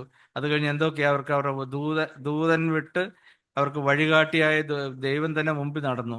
അവർക്ക് മന്നായും കാടപ്പക്ഷിയും ഭക്ഷണത്തിനായി കൊടുത്തു. പാറയെ അടിച്ച് നീരുറവ് കൊടുത്ത് അവരുടെ ദാഹം തീർത്തു. എന്തൊക്കെ അത്ഭുതങ്ങൾ ദൈവം അവരുടെ വഴിയിലൊക്കെ എന്നിട്ടും അവര് പിറുപിറുത്തപ്പോൾ അവർക്ക് അവരുടെ വാഗ്ദത്ത ദേശത്ത് എത്താൻ സാധിച്ചില്ല. അവരുടെ ശിക്ഷാവിധി അതായിരുന്നു. അവരുടെ ലംഘനത്തിന് ദൈവം കൊടുത്ത ശിക്ഷാവിധി അതായിരുന്നു. പിന്നെയും ഉണ്ട് ഉദാഹരണങ്ങൾ. നമ്മൾ സോദോം നഗരം നശിപ്പിക്കുമെന്ന് 2 ദൂതന്മാരെ വിട്ടാണ് ദൈവം അവരോട് അറിയിച്ചത്. എന്നിട്ട് ആ സോദോം നഗരം നശിക്കുന്നത് കണ്ടതിന് ശേഷമാണ് ആ ദൂതന്മാർ തിരിച്ചു പോയത്. അതായത് ദൈവം ദൂതന്മാരിലൂടെ എന്തെങ്കിലും അരുളി ചെയ്താൽ അത് സംഭവിച്ചിരിക്കും. അതിനൊരു യാതൊരു മാറ്റവും ഇല്ല.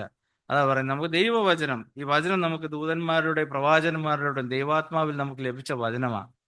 അത് നമ്മൾ അനുസരിക്കാതെ ഇരുന്നാൽ, ഗവനിക്കാതെ ഇരുന്നാൽ നമ്മുടെ ജീവിതത്തിൽ നമുക്കത് വലിയ നഷ്ടമായിരിക്കുമെന്ന് മാത്രമല്ല, നമുക്ക് ഈ ലോകത്ത് നമ്മളായിരിക്കുമ്പോൾ നമ്മളെല്ലാം കാത്തിരിക്കുന്ന ഒരു മറുകരയുണ്ട്, നിത്യത എന്ന മറുകരം. ആ മറുകരയിൽ നമുക്ക് എത്തിച്ചേരാൻ സാധിക്കാതെ പോകും.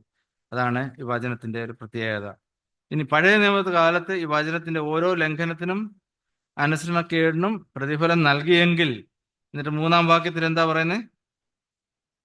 കർത്താവ് താൻ പറഞ്ഞു തുടങ്ങിയതും കർത്താവ് താൻ പറഞ്ഞു തുടങ്ങിയെന്ന് പറഞ്ഞാൽ യേശു കർത്താവ് ഈ ലോകത്തിൽ അവതരിച്ച് തൻ്റെ വരവിൻ്റെ ഉദ്ദേശം, തൻ്റെ ആഗമനോദ്ദേശം എന്ത് എന്ന് പറഞ്ഞു തുടങ്ങിയതും, താനിവിടെ വന്നത് മനുഷ്യരാശിയെ വീണ്ടെടുക്കാനാണെന്നും ഒക്കെ പറഞ്ഞു തുടങ്ങിയതും, എന്നിട്ട്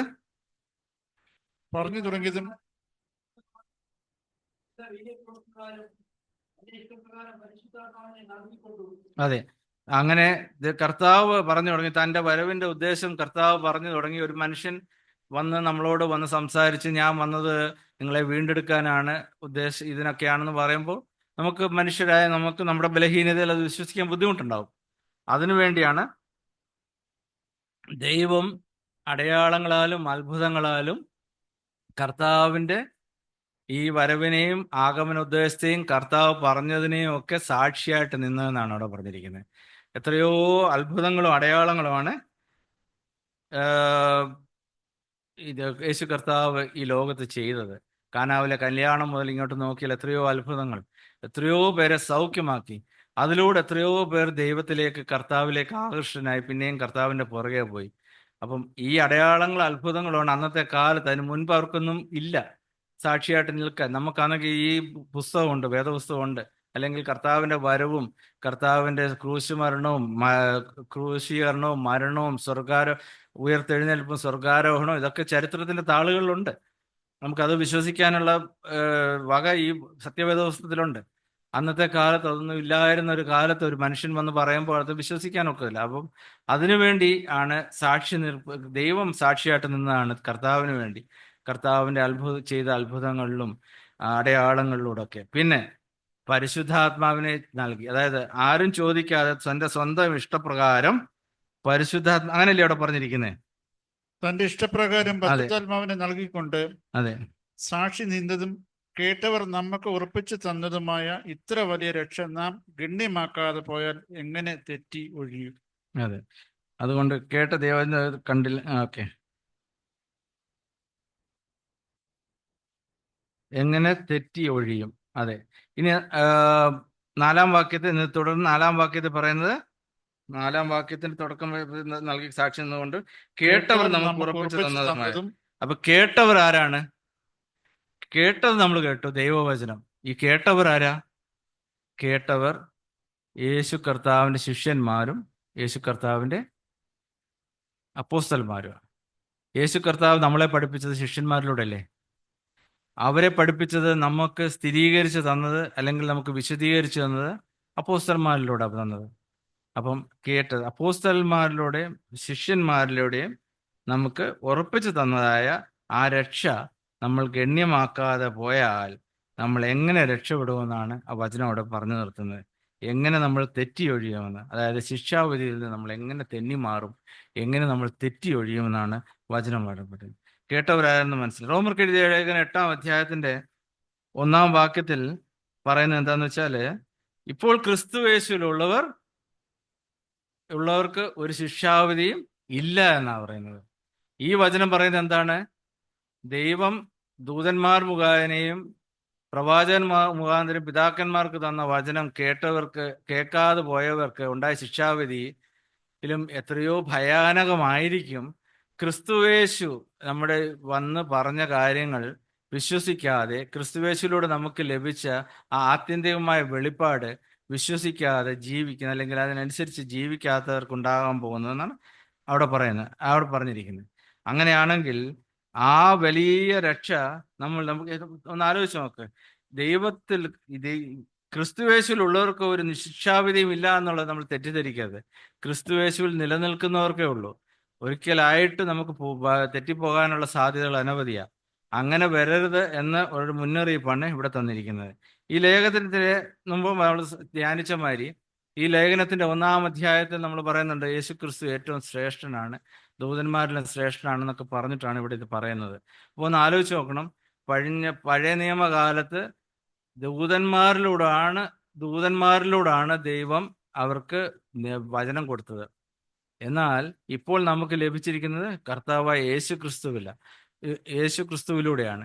ദൂതന്മാരിലേക്കാട്ടിലും ശ്രേഷ്ഠനായ യേശു ക്രിസ്തുവിലൂടെ ലഭിച്ച ആ വലിയ രക്ഷ നമ്മൾ ഗണ്യമാക്കാതെ പോയാൽ, ദൂതന്മാരിലൂടെ ലഭിച്ച രക്ഷ ഗണ്യമാക്കാതെ പോയ പഴയ നിയമകാലത്തെ വിശ്വാസികൾക്കുണ്ടായ അപകടമല്ല, ശിക്ഷാവിധിയെക്കാട്ടിൽ എത്രയോ ഭയാനകമായിരിക്കും നമുക്ക്, അതായത് പുതിയ നിയമ ക്രിസ്ത്യാനികൾക്ക് ഉണ്ടാകാൻ പോകുന്നതെന്നാണ് ഇവിടെ പറഞ്ഞു വെക്കുന്നത്.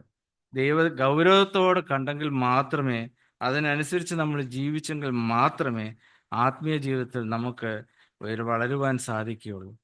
നമ്മൾ രക്ഷിക്കപ്പെട്ടു, അല്ലെങ്കിൽ രക്ഷയുടെ അനുഭവത്തിലേക്ക് നമ്മൾ വന്നു എന്ന് പറയുമ്പോൾ അതോടെയെല്ലാം ആയെന്നല്ല. ആ രക്ഷയുടെ അനുഭവത്തിൽ നമ്മൾ നിൽക്കുക എന്നുള്ളതല്ല. ആ രക്ഷയുടെ അനുഭവത്തിൽ നിന്നാൽ അവിടെ സ്റ്റാഗ്നേറ്റഡ് ആയാൽ നമ്മൾ തെന്നിപ്പോകാനുള്ള സാധ്യതയുണ്ട്. ആ രക്ഷയുടെ അനുഭവത്തിൽ നമ്മൾ വളരുവാൻ ശ്രമിക്കണം. അങ്ങനെയാണ് നമുക്ക് രക്ഷയുടെ അനുഭവത്തിൽ വളരുവാൻ സാധിക്കുകയുള്ളൂ. കർത്താവായ യേശു ക്രിസ്തുവിലുള്ള വിശ്വാസത്തിലൂടെ ഒരു വിശ്വാസിക്ക് ലഭിച്ച ഏറ്റവും ശ്രേഷ്ഠകരമായ ഒരു അമൂല്യ നിധിയാണ് രക്ഷ എന്ന് പറയുന്നത്, അല്ലേ? ആ അമൂല്യനിധി ഒരിക്കലും നമ്മൾ നശിച്ചു പോകാനിടയാക്കരുത്, ഒരിക്കലും അല്ല. അതുകൊണ്ട് നമ്മളെല്ലാം ആയെന്നല്ല, നമ്മൾ ആയത് അതിൽ നിന്ന് വളരാനാണ് നമ്മൾ ശ്രമിക്കേണ്ടത് അത് തന്നെയാണ് ഈ വചനം നമുക്ക് നമ്മളോട് പറഞ്ഞു വെക്കുന്നത്. രക്ഷയുടെ അനുഭവത്തിൽ നാം ആയിക്കഴിഞ്ഞാൽ നിരന്തരമായ രക്ഷയുടെ അനുഭവം വളരുവാനായിട്ട് നമ്മൾ ദൈവവചനം പഠിക്കുകയും വായിക്കുകയും ശ്രവിക്കുകയും ഒക്കെ ചെയ്ത് അതിൽ നമ്മൾ വളർന്നുകൊണ്ടേയിരിക്കണം. നമ്മുടെ ജീവിതകാലം ഒട്ടാകെ, നമ്മുടെ ജീവിതകാലത്തിന്റെ അവസാനം വരെ. അത് കർത്താവിന്റെ വരവിന് താമസം ഉണ്ടെങ്കിൽ നമ്മുടെ മരണം വരെ, അല്ലെങ്കിൽ കർത്താവിന്റെ വരവിന് താമസമില്ലെങ്കിൽ കർത്താവിന്റെ വരവോളം അങ്ങനെ ആയിരിക്കണം. അതായത് നമ്മൾ ലോകരെ പോലെ ജീവിച്ചാൽ പോരാ എന്നാണ് പറഞ്ഞു വരുന്നതിന്റെ സാരം. നമ്മൾ ഈ ലോകത്തായിരിക്കുമ്പോൾ നമുക്കറിയാം നമ്മുടെ ജീവിതത്തിന്റെ പല ഘട്ടങ്ങളുണ്ട്. പ്രായം വെച്ച് നോക്കിയാൽ തന്നെ കൊച്ചു കുട്ടികളായിരുന്ന സമയം, യൗവനക്കാരായിരുന്ന സമയം, മധ്യവയസ്കർ, പ്രായമാകുമ്പോൾ ഓരോ സമയത്തും നമുക്ക് ഓരോ കാര്യങ്ങളിലായിരിക്കും താല്പര്യം. നമ്മുടെയൊക്കെ ജീവിതത്തിൽ നമ്മൾ വളരെ ആഗ്രഹിച്ച് വളരെ താല്പര്യത്തോടു കൂടി കാത്തിരുന്ന് പ്രയത്നിച്ച് നേടിയ പല കാര്യങ്ങളും കാണും. ചിലപ്പോൾ അത് സ്കൂൾ വിദ്യാഭ്യാസ കാലത്ത് ഒരു ഡിഗ്രിയോ വിജയമോ ഒരു അഡ്മിഷനോ ഒക്കെ ആയിരിക്കാം. യൗവന കാലത്ത് ചിലപ്പോൾ നമുക്ക് കിട്ടിയൊരു വാഹനമോ നമ്മൾ പണിത വീടോ അങ്ങനെ ഓരോ സമയത്ത് ഓരോന്നായിരിക്കും നമുക്ക് കിട്ടിയത്.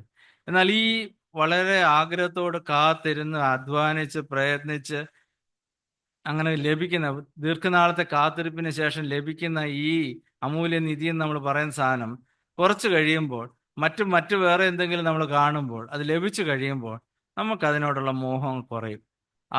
പിന്നെ വേറെ എന്തിലേക്കായിരിക്കും നമ്മുടെ ശ്രദ്ധ, അല്ലെങ്കിൽ നമ്മുടെ ആ സ്റ്റേജ് ഓഫ് ലൈഫ് അത് കുറച്ച് മുന്നോട്ട് വരുമ്പോൾ ചിലപ്പോൾ നമ്മളായിരിക്കും. ചില കുട്ടിക്കാലത്ത് നമുക്കൊരു ഡിഗ്രി അല്ലെങ്കിൽ ഒരു അഡ്മിഷൻ കിട്ടിയപ്പോഴായിരിക്കും വലിയ സന്തോഷം. അപ്പോൾ അതിലും വലിയ സന്തോഷമായിരിക്കും ചിലപ്പോൾ ഒരു ജോലി കിട്ടുമ്പോൾ, ചിലപ്പോൾ അതിലും വലിയ സന്തോഷമായിരിക്കും ഒരു ഭവനം പണിയുമ്പോൾ. ഓരോരുത്തരുടെയും വ്യക്തിപരമായ രീതിയിൽ എന്തൊക്കെയായാലും നമുക്ക് കിട്ടുന്ന ഇത് ഒരു സാധാരണ ഒരു എല്ലാ മനുഷ്യർക്കും ഉണ്ടാകുന്ന ഒരു കുറച്ച് കഴിയുമ്പോൾ അതിലും മേന്മയേറിയ എന്തെങ്കിലും നമ്മുടെ കണ്ണോ മനസ്സോ ഉടക്കുമ്പോൾ നമുക്ക് മറ്റേതൊന്നുമില്ലാതെ തീരും, അല്ലെങ്കിൽ അതിന്റെ മേന്മ കുറയും. അങ്ങനെ അതുപോലെ ആകരുത് നമ്മുടെ രക്ഷയുടെ അനുഭവം എന്ന് പറഞ്ഞ്. നമുക്കെല്ലാം അങ്ങനെ അനുഭവം ഉണ്ട്, എനിക്കും ഉണ്ട് അങ്ങനെ അനുഭവം. എന്നാൽ കർത്താവായ യേശു ക്രിസ്തുവിലുള്ള വിശ്വാസത്താൽ നമുക്ക് ലഭിച്ച ഈ അമൂല്യ നിധിയായ രക്ഷ അങ്ങനെ ആകരുത്. ആ രക്ഷയുടെ മേന്മ എപ്പോഴും ഇങ്ങനെ വർദ്ധിച്ചുകൊണ്ടേയിരിക്കണം. അതൊരിക്കലും നിന്നു പോകരുത്, അല്ലെങ്കിൽ അതൊരിക്കലും നഷ്ടപ്പെട്ടു പോകരുത്. അത് വിശ്വാസത്തിൽ ഒരു യഥാർത്ഥ വിശ്വാസിയായാൽ ആ ലഭിച്ച രക്ഷ എന്ന അമൂല്യ നിധിയുടെ മേന്മ വർദ്ധിച്ചുകൊണ്ടേയിരിക്കും. അതൊരിക്കലും നിന്നു പോകാം. അതിൽ നമ്മൾ വളരുവാനായിരിക്കും ശ്രമിക്കേണ്ടതും. അതുകൊണ്ട് ഒരിക്കലും നമുക്കത് നഷ്ടപ്പെട്ടു പോകരുത്. ഈ എബ്രായ ലേഖനത്തിന്റെ ഈ എബ്രായ ലേഖനം മൊത്തത്തിൽ നമ്മൾ നോക്കിയാൽ ഏതാണ്ട് 6 മുന്നറിയിപ്പുകൾ ഈ എബ്രായ ലേഖനത്തിൽ മൊത്തത്തിലുണ്ട്. അതിൽ ഒന്നാമത്തെ മുന്നറിയിപ്പ് നമ്മളിപ്പോൾ ധ്യാനിച്ചുകൊണ്ടിരിക്കുന്നത് 2:1 മുതൽ 4 വരെയുള്ള, അത് ഒഴുകിപ്പോവാൻ അല്ലെങ്കിൽ ഡ്രിഫ്റ്റ് ചെയ്യാനുള്ള ഒരു സാധ്യത. ഇനി ഇതുപോലെ 5 മുന്നറിയിപ്പുകൾ ഈ അധ്യായങ്ങളിൽ കൊടുത്തിട്ടുണ്ട്, അടുത്ത അധ്യായങ്ങളിലൊക്കെ കൊടുത്തിട്ടുണ്ട്. 3:7 മുതൽ 4:2 വരെയുള്ള ഭാഗത്ത് അവിശ്വാസത്തിന്റെ അല്ലെങ്കിൽ സംശയത്തിന്റെ അപകടം, അങ്ങനെ ജീവിക്കുന്നതിന്റെ അപകടം അവിടെ പറഞ്ഞിരിക്കുന്നത്. പിന്നെ 5:11 മുതൽ 14 വരെ കേൾപ്പാൻ ഉള്ള മാന്യത, അത് മനസ്സിലാക്കാനുള്ള ഒരു കുറവിനെ കാണിക്കുന്ന അപകടമാണ്. പിന്നെ പിന്മാറി പോകുന്നതിന്റെ അപകടമാണ് 6:1 മുതൽ 20 വരെയുള്ള ഭാഗത്ത് പ്രതിപാദിച്ചിരിക്കുന്നത്. പിന്നെ 10:26 മുതൽ 39 വരെ നമ്മൾ വായിച്ചാൽ നിന്ദിക്കുക, അതായത് ദൈവത്തെ നിന്ദിക്കുന്നതിന്റെ അപകടത്തെ കുറിച്ചാണ് അവിടെ പറഞ്ഞിരിക്കുന്നത്. പിന്നെ 12:15 മുതൽ 29 വരെയുള്ള ഭാഗത്ത് നമ്മൾ ശ്രദ്ധിച്ചാൽ ദൈവത്തെ നിരസിക്കുക അല്ലെങ്കിൽ ദൈവത്തെ ത്യജിക്കുന്നതിന്റെ അപകടമാണ് അവിടെ പറഞ്ഞിരിക്കുന്നത്. അങ്ങനെ 6 മുന്നറിയിപ്പുകളാണ് എബ്രായ ലേഖനത്തിൽ കൊടുത്തിരിക്കുന്നത്. അത് എനിക്ക് അന്നത്തെ ഒന്ന് ആലോചിച്ച് അത് ശ്രദ്ധിക്കണം. യഹൂദരായിരുന്ന ആൾക്കാർ ക്രിസ്തീയ വിശ്വാസത്തിലേക്ക് വന്ന് കർത്താവിന്റെ സുവിശേഷം കാരണം, ശിഷ്യന്മാരുടെയും അപ്പോസ്തലന്മാരുടെയും പ്രവർത്തനം കാരണം വിശ്വാസത്തിലേക്ക് വന്ന ഒരു കൂട്ടം യഹൂദ ക്രിസ്ത്യാനികൾ, അവര് പല കാരണങ്ങളാൽ തിരിച്ച്, അതായത് ഏതാണ്ടൊരു 2-3 തലമുറയായിട്ടുള്ളൂ ആദിമസഭ രൂപീകരിക്കപ്പെട്ടതിന് ശേഷം, അവരിൽ പലരും അനേകര് പല കാരണങ്ങളാൽ ദുരുപദേശമുണ്ട്, പിന്നെ പീഡനങ്ങൾ, കൊടിയ പീഡനങ്ങൾ കാരണം, പിന്നെ അല്ലാതെ വിശ്വാസത്തിൽ ഉറപ്പില്ലായ്മ കാരണം പലരും തിരികെ അവരുടെ വിശ്വാസത്തിലേക്ക്, അതായത് പഴയ വിശ്വാസത്തിലേക്ക്, യഹൂദ മതത്തിലേക്ക് തിരിച്ചു പോകാൻ തുടങ്ങിയപ്പോഴാണ് ഈ ലേഖനം എഴുതുന്നത്. അപ്പം പല വിധത്തിലാണ് പല കാരണങ്ങളാലാണ് ഇവർ തിരിച്ചു പോകുന്നത്. അപ്പോൾ ഇവരെല്ലാം ഉദ്ദേശിച്ച് ഇങ്ങനെ 6 പ്രധാനപ്പെട്ട വിശദമായി കൊടുക്കുന്ന 6 മുന്നറിയിപ്പുകൾ നമുക്ക് ഈ ലേഖനത്തിൽ കാണാൻ സാധിക്കും. അപ്പോൾ ഇത്രത്തോളം സുദീർഘമായിട്ട് ഒരു ലേഖകൻ മുന്നറിയിപ്പുകൾ മാത്രം ചേർത്ത് വെച്ചൊരു ലേഖനം എഴുതണമെങ്കിൽ അതിന്റെ പ്രാധാന്യം എത്രത്തോളം ഉണ്ടെന്ന് നമുക്ക് മനസ്സിലാക്കാം. രക്ഷയുടെ അനുഭവത്തിലേക്ക് വന്ന ഒരു വ്യക്തി ഒരു കാരണവശാലും അതിൽ നിന്ന് പിന്മാറിപ്പോകാൻ പാടില്ല. വചനം പറയുന്നുണ്ട്, രക്ഷയിലേക്ക് വന്നിട്ട് തിരിച്ചു പോകുമ്പോഴുള്ള അപകടം കർത്താവിനെ അറിയാത്തവരിലേക്കാട്ടിലും ലഭിക്കുന്നതിലും എത്രയോ വലിയ അപകടമാണ്, അത് വലിയ വിപത്താണ് നമുക്ക് ഉണ്ടാക്കി വെക്കാൻ പോകുന്നതെന്ന് ദൈവം അങ്ങനെ. പിന്നെ നാം ക്രിസ്തുവിന്റെ പഠിപ്പിക്കലുകൾ, അതുകൊണ്ട് നമ്മൾ ക്രിസ്തുവിന്റെ പഠിപ്പിക്കലുകളൊക്കെ ഗൗരവമായിട്ട് എടുക്കണം. നമ്മൾ വചനം വായിക്കണം, വചനം പഠിക്കണം, വചനം പറയണം, മറ്റുള്ളവരുമായിട്ട് പങ്കിടണം. എങ്കിൽ മാത്രമേ നമുക്ക് ആ വിശ്വാസത്തെ നമുക്ക് വളരുവാൻ സാധിക്കും. നമ്മൾ ധാരാളം വചനം കേൾക്കുന്നവരാ, ഒത്തിരി, പ്രത്യേകിച്ച് മാർത്തോമ വിശ്വാസികൾ. എന്നിട്ട് കേട്ട വചനം അങ്ങനെ പോകുകയല്ല, എന്നാൽ ആ കേട്ട വചനം നമ്മുടെ ജീവിതത്തിലൊക്കെ അതിനൊരു ക്രിയ ചെയ്യണം. അല്ലാതെ നമ്മൾ കേട്ട വചനം കേട്ടിട്ട് അങ്ങനെ അങ്ങ് പോയിട്ട് പിന്നെ അടുത്ത വചനം കേട്ട് പിന്നെയും കേട്ടിട്ട് ഇങ്ങനെ പോവുകയല്ല. അങ്ങനെ കേട്ടുകൊണ്ട് യാതൊരു കാര്യവുമില്ല. നമ്മുടെ ജീവിതത്തിൽ ആ വചനമൊക്കെ ക്രിയ ചെയ്ത്, അതിനുവേണ്ടിയാണ് നമ്മൾ ആ വചന ശുശ്രൂഷയ്ക്ക്, അല്ലെങ്കിൽ നമ്മൾ ഇതിനൊക്കെ വന്നിരിക്കുന്നത് എന്തിനാ, ഏത് വചനമായാലും അതിന് മാർക്കിടുകയല്ല. കേട്ട വചനത്തിൽ നിന്ന് നമുക്ക് ഉൾക്കൊള്ളാനുള്ള കാര്യങ്ങൾ എന്താ നമ്മൾ ഉൾക്കൊണ്ട് നമ്മുടെ ജീവിതത്തെ ശോധന ചെയ്ത് നമുക്ക് വേണ്ട മാറ്റങ്ങളൊക്കെ നമ്മൾ കൊണ്ടുവരാനാണ് ശ്രമിക്കുന്നത്. എബ്രായ വിശ്വാസികളുടെ ഇടയിൽ ദുരുപദേശകർ അനേകരുണ്ടായിരുന്നു. അത് നമ്മുടെ ഇടയിലും കാണാം. കേട്ട വചനം കേട്ടുപോയി അതങ്ങ് പ്രാവർത്തികമാക്കുകയല്ല. ഈ വചനവുമായിട്ട് ചേർത്ത് വെച്ച്, ദൈവവചനമായിട്ട് ചേർത്ത് വെച്ച് അത് നമ്മൾ വിചിന്തനം ചെയ്ത് അതിനകത്ത് നമുക്ക് ഉൾക്കൊള്ളാൻ, നമ്മുടെ ജീവിതത്തിൽ നമ്മൾ മാറ്റങ്ങൾ എന്താ കൊണ്ടുവരേണ്ടത്, ഉൾക്കൊള്ളാൻ എന്താ ഉള്ളതെന്ന് വെച്ചാൽ അത് നമ്മൾ ഏറ്റെടുക്കണം.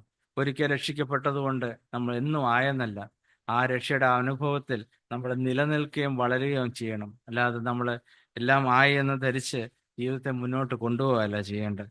നമ്മളെ മക്കൾ എന്ന പോലെ നമ്മളെയൊക്കെ പാപച്ചെളിയിൽ പാപച്ചുഴിയിലൊക്കെ ആയിരുന്ന, ചേറ്റിലൊക്കെ ആയിരുന്ന നമ്മളെ ദൈവമക്കൾ ആക്കി, മക്കളെ പോലെ നമ്മളെ സ്നേഹിച്ച് ഒരു ഉയരത്തിൽ കൊണ്ട് ഇരുത്തിയിരിക്കുകയാണ്. അപ്പൊ അങ്ങനെ നമ്മളെ പിതാവ് നമ്മളെ ഇരുത്തിയിരിക്കുമ്പോൾ നമ്മളെക്കുറിച്ച് ദൈവത്തിനൊരു ലക്ഷ്യമുണ്ട്. അതായത് ആ ലക്ഷ്യത്തിന്, നമ്മളെക്കുറിച്ചുള്ള ഒരു ഉദ്ദേശത്തിന് അനുസൃതമായി നമ്മൾ രൂപാന്തരം വരുന്നില്ല എങ്കിൽ ദൈവത്തിന് നമ്മളെക്കുറിച്ചുള്ള ഉദ്ദേശം, നമ്മളെക്കുറിച്ചുള്ള ആഗ്രഹം നടക്കാതെ പോകും. അതുകൊണ്ട് ദൈവവചനം നമ്മൾ എത്ര പഠിച്ചാലും നല്ലതാണെങ്കിലും പഠിച്ചുകൊണ്ട് മാത്രം കാര്യമായില്ല. പഠിച്ച ദൈവവചനം നമ്മുടെ ഉള്ളിൽ അതൊരു ക്രിയ ചെയ്യണം. നമ്മളൊന്നും ആരും പെർഫെക്റ്റ് അല്ല, എല്ലാവരിലും കുറവുകളുണ്ട്, കുറ്റങ്ങളുണ്ട്. അപ്പം നമുക്കാർക്കും ഇപ്പോൾ ഒരു ദൈവവചനം കേട്ടിട്ട് എനിക്ക് ഇതിനകത്തൊന്നും ഇല്ല എന്ന് പറയാനൊക്കത്തില്ല. എന്തെങ്കിലും കാണും, അല്ലെങ്കിൽ നമ്മളെ അവിടെ കൊണ്ട് ഇരുത്തത്തില്ല. നമ്മൾ കേൾക്കുന്ന ദൈവവചനം നമ്മുടെ എല്ലാം ഉള്ളിൽ ക്രിയ ചെയ്യണം. ഓരോരുത്തരെയും അതുപോലെ പിതാവ് നമ്മളെ സ്നേഹിച്ചു മുമ്പ് ഞാൻ പറഞ്ഞ പോലെ നമ്മളെ ഒരു സ്ഥലത്താക്കിയിട്ടുണ്ടെങ്കിലും ദൈവത്തിന് പല ഉദ്ദേശങ്ങളുണ്ട്. മുമ്പ് ആഫ്രിക്കക്കാരൻ്റെ കാര്യം പറഞ്ഞ പോലെ അവൻ്റെ ഉദ്ദേശം മനസ്സിലായി.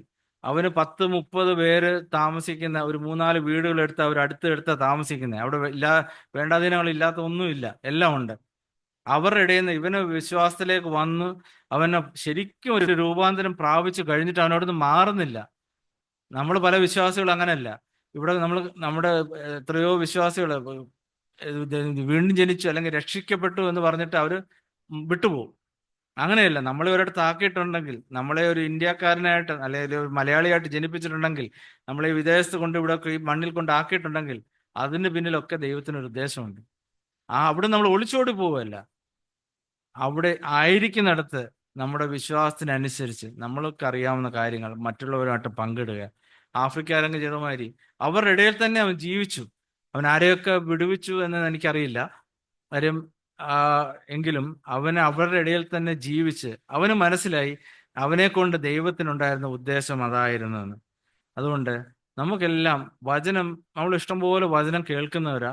വചനം കേട്ടാൽ മാത്രം പോരാ, കേട്ട വചനം നമ്മളത് ഉൾക്കൊള്ളണം. അല്ലാതെ നമ്മൾ എത്ര വചനം പഠിച്ചെന്ന് പറഞ്ഞുകൊണ്ടോ, എത്ര വചനം കേട്ടെന്ന് പറഞ്ഞുകൊണ്ടോ, എത്ര വചനം മറ്റുള്ളവരോട്ട് പങ്കിട്ടു എന്ന് പറഞ്ഞുകൊണ്ട് ഒരു കാര്യമില്ല. നമ്മുടെ ജീവിതത്തിലും അത് പ്രാവർത്തികമായി കൊണ്ടുവരണം. ഞാനിവിടെ എൻ്റെ വചനങ്ങളെ ഇന്ന് ചുരുക്കുകയാണ്.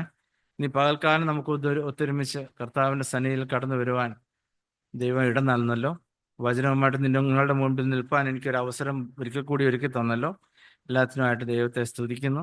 എന്നെ ശ്രദ്ധയോടെ കേട്ട നിങ്ങളെയൊക്കെ ഓർത്ത് ദൈവത്തെ ഒരിക്കൽ കൂടി സ്തുതിക്കുന്നു. നമ്മൾ ധ്യാനിച്ചതുപോലെ കേട്ടത് അധികം ശ്രദ്ധയോടെ കേട്ട് ഒഴുകിപ്പോകാതിരിക്കാൻ നമ്മളെല്ലാം വളരെയേറെ ശ്രദ്ധിക്കണം. ഒരു കാരണവശാലും നമ്മളൊക്കെ രക്ഷയുടെ അനുഭവത്തിലാണെന്ന് ഞാൻ വിശ്വസിക്കുന്നു.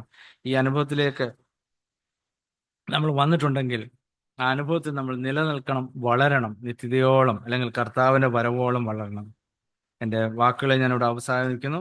ദൈവം നമുക്ക് തന്ന ഈ എല്ലാ അവസരത്തെ ഓർത്ത്, ഈ ശ്രേഷ്ഠകരമായ അവസരത്തെ ഓർത്ത് ഞാൻ ദൈവത്തെ സ്തുതിക്കുന്നു. അർത്ഥവത്തായി നമ്മുടെ ഈ കൂടിവരവ്, ഈ വചന ശുശ്രൂഷ അർത്ഥവത്തായി തീരുവാൻ, നമ്മുടെയൊക്കെ ഹൃദയങ്ങളെ രൂപാന്തരപ്പെടുത്തുവാൻ ഇടവരട്ടെ. നമ്മുടെ മാത്രമല്ല, ഇത് മറ്റനേകർക്ക് പ്രയോജനമുള്ളതായി തീരണമേ എന്ന് നമുക്ക് പ്രാർത്ഥിക്കാം. ദൈവത്തിൻ്റെ വാക്കുകളിൽ ഞാൻ വിരാമം കുറിക്കുന്നു. ദൈവം നമ്മെ എല്ലാം അനുഗ്രഹിക്കട്ടെ. ദൈവത്തിന് സ്തോത്രം.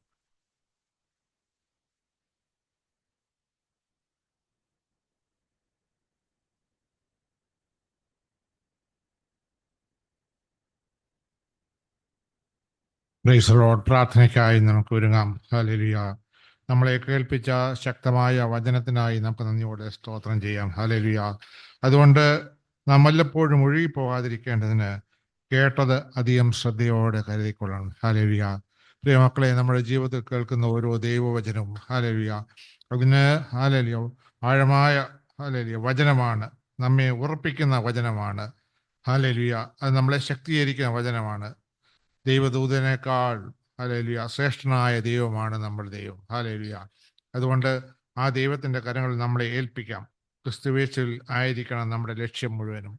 ഹല്ലേലൂയ സർവായുധവർഗം ധരിച്ചുകൊണ്ട് ഹല്ലേലൂയ ക്രിസ്തുവിൽ നമ്മൾ ധൈര്യമുള്ളവരായി മുന്നേറുവാൻ നമ്മളെ ഉത്ബോധിപ്പിച്ചല്ലോ. നന്ദിയോടെ സ്തോത്രം. ഹല്ലേലൂയ വചനം നമ്മളെ വിടുവിക്കുന്ന വചനമാണ്. ഹല്ലേലൂയ നമ്മൾ അത് ധ്യാനിക്കുകയും അതനുസരിച്ച് നമ്മുടെ ജീവിതത്തെ ക്രമപ്പെടുത്തുകയും ചെയ്യേണ്ടത് ജീവിതത്തിൽ ആവശ്യമാണ്. ഹല്ലേലൂയ നമ്മുടെ ലക്ഷ്യം ആ ക്രിസ്തുവിലായിരിക്കണം. ഹല്ലേലൂയ ഇപ്പോൾ ക്രിസ്തുവേശുവിലുള്ളവർക്ക് ഹല്ലേലൂയ ഒരു ശിക്ഷാവിധിയും ഇല്ല എന്ന് വചനം നമ്മളെ ഓർപ്പിക്കുന്നു. അതുകൊണ്ട് ക്രിസ്തുവാകുന്ന വചനത്തിന്മേൽ ഹല്ലേലൂയ ആ വചനത്തിൽ നമുക്ക് ഉറച്ചു നിൽക്കാം. നന്ദിയോടെ സ്തോത്രം. ഹല്ലേലൂയ ഗൗരവത്തോടെ ഒരു ജീവിതമായിരിക്കണം നമ്മൾ ക്രിസ്തുവിൽ ദൈവമക്കള് ഒരു ഗൗരവത്തോടെ ഒരു ജീവിതമാണ് നയിക്കേണ്ടത്. നന്ദിയോടെ സ്തോത്രം. ഹല്ലേലൂയ ആ രക്ഷയുടെ അനുഭവത്തിലേക്ക് നമുക്ക് മുന്നേറുവാൻ ഇന്ന് നമ്മളെ വീണ്ടും ഉത്ബോധിപ്പിച്ചല്ലോ. നന്ദിയോടെ സ്തോത്രം. ആഴമായ എബ്രായ ലേഖനത്തിന്റെ ആഴമായ വചനം ഹല്ലേലൂയ പ്രിയ അജിത് ബ്രദറിൽ കൂടെ കേൾക്കുവാൻ ഇന്ന് നമുക്ക് സഹായിച്ചു. പ്രിയദാസന്റെ ശുശ്രൂഷകളെ ഓർത്ത് സ്തോത്രം ചെയ്യാം. കുടുംബമായിട്ട് അവർ ചെയ്യുന്ന എല്ലാ ശുശ്രൂഷകൾക്കായും നന്ദിയോടെ സ്തോത്രം ചെയ്യാം. ആ കുടുംബത്തെ ഓർത്ത് നമുക്ക് പ്രാർത്ഥിക്കാം. ഹല്ലേലൂയ ഇപ്പോൾ വറീസ് സ്റ്റേറ്റസ് ബ്രദർ മുന്നോട്ട് വന്ന് പ്രാർത്ഥിച്ച് പ്രിയ ബാബുച്ചാൻ ആശീർവാദം പറയും.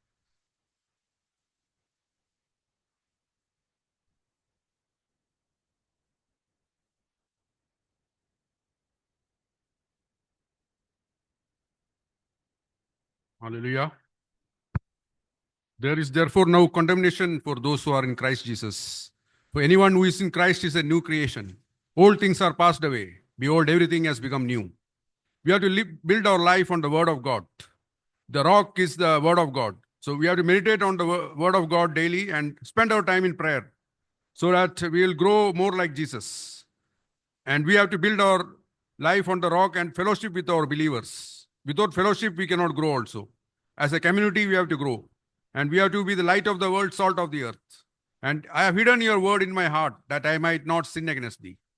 Praise God for this lovely, wonderful evening we had with all the praise and worship, Psalms meditation, and the word of God by Brother Ajit brother, and a beautiful intercession prayer.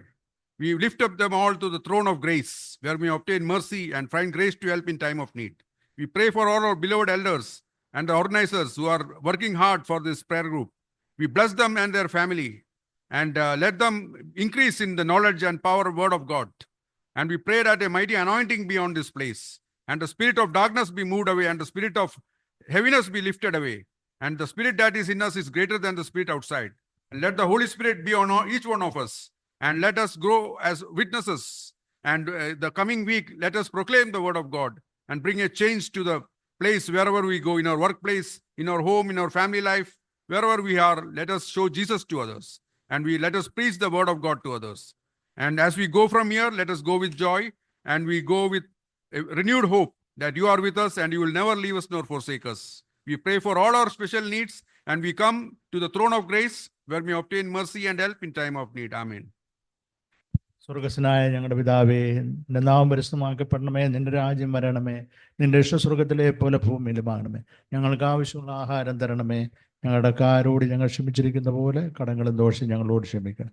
ഞങ്ങളെ പരീക്ഷയിലേക്ക് പ്രവേശിപ്പിക്കാതെ ഞങ്ങളെ ദുഷ്ടനിൽ നിന്ന് രക്ഷിച്ചോളണമേ. നടന്ന രാജ്യവും ശക്തിയും മഹത്വവും എന്നേക്കും നിനക്കുള്ളതാകുന്നു. ആമേൻ.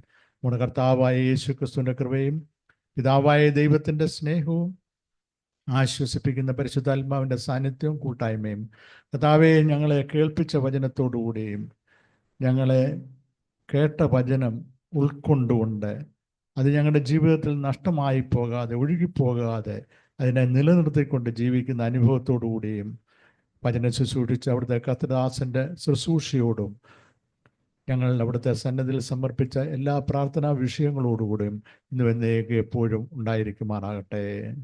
നമ്മുടെ കർത്താവായ യേശു ക്രിസ്തു മുഖാന്തരം ഇന്നും ചെയ്യുന്ന ദൈവത്തിന് സ്തോത്രം കരയറ്റാം. ഹല്ലേലൂയ, ഹല്ലേലൂയ, ഹല്ലേലൂയ. ആമീൻ. കർത്താവായ യേശുവേ വരണമേ. Praise the lord. അടുത്ത ആഴ്ച നമ്മുടെ കോശി ബ്രദർ ദൈവവചനത്തിൽ നിന്ന് ശുശ്രൂഷിക്കുന്നതായിരിക്കും.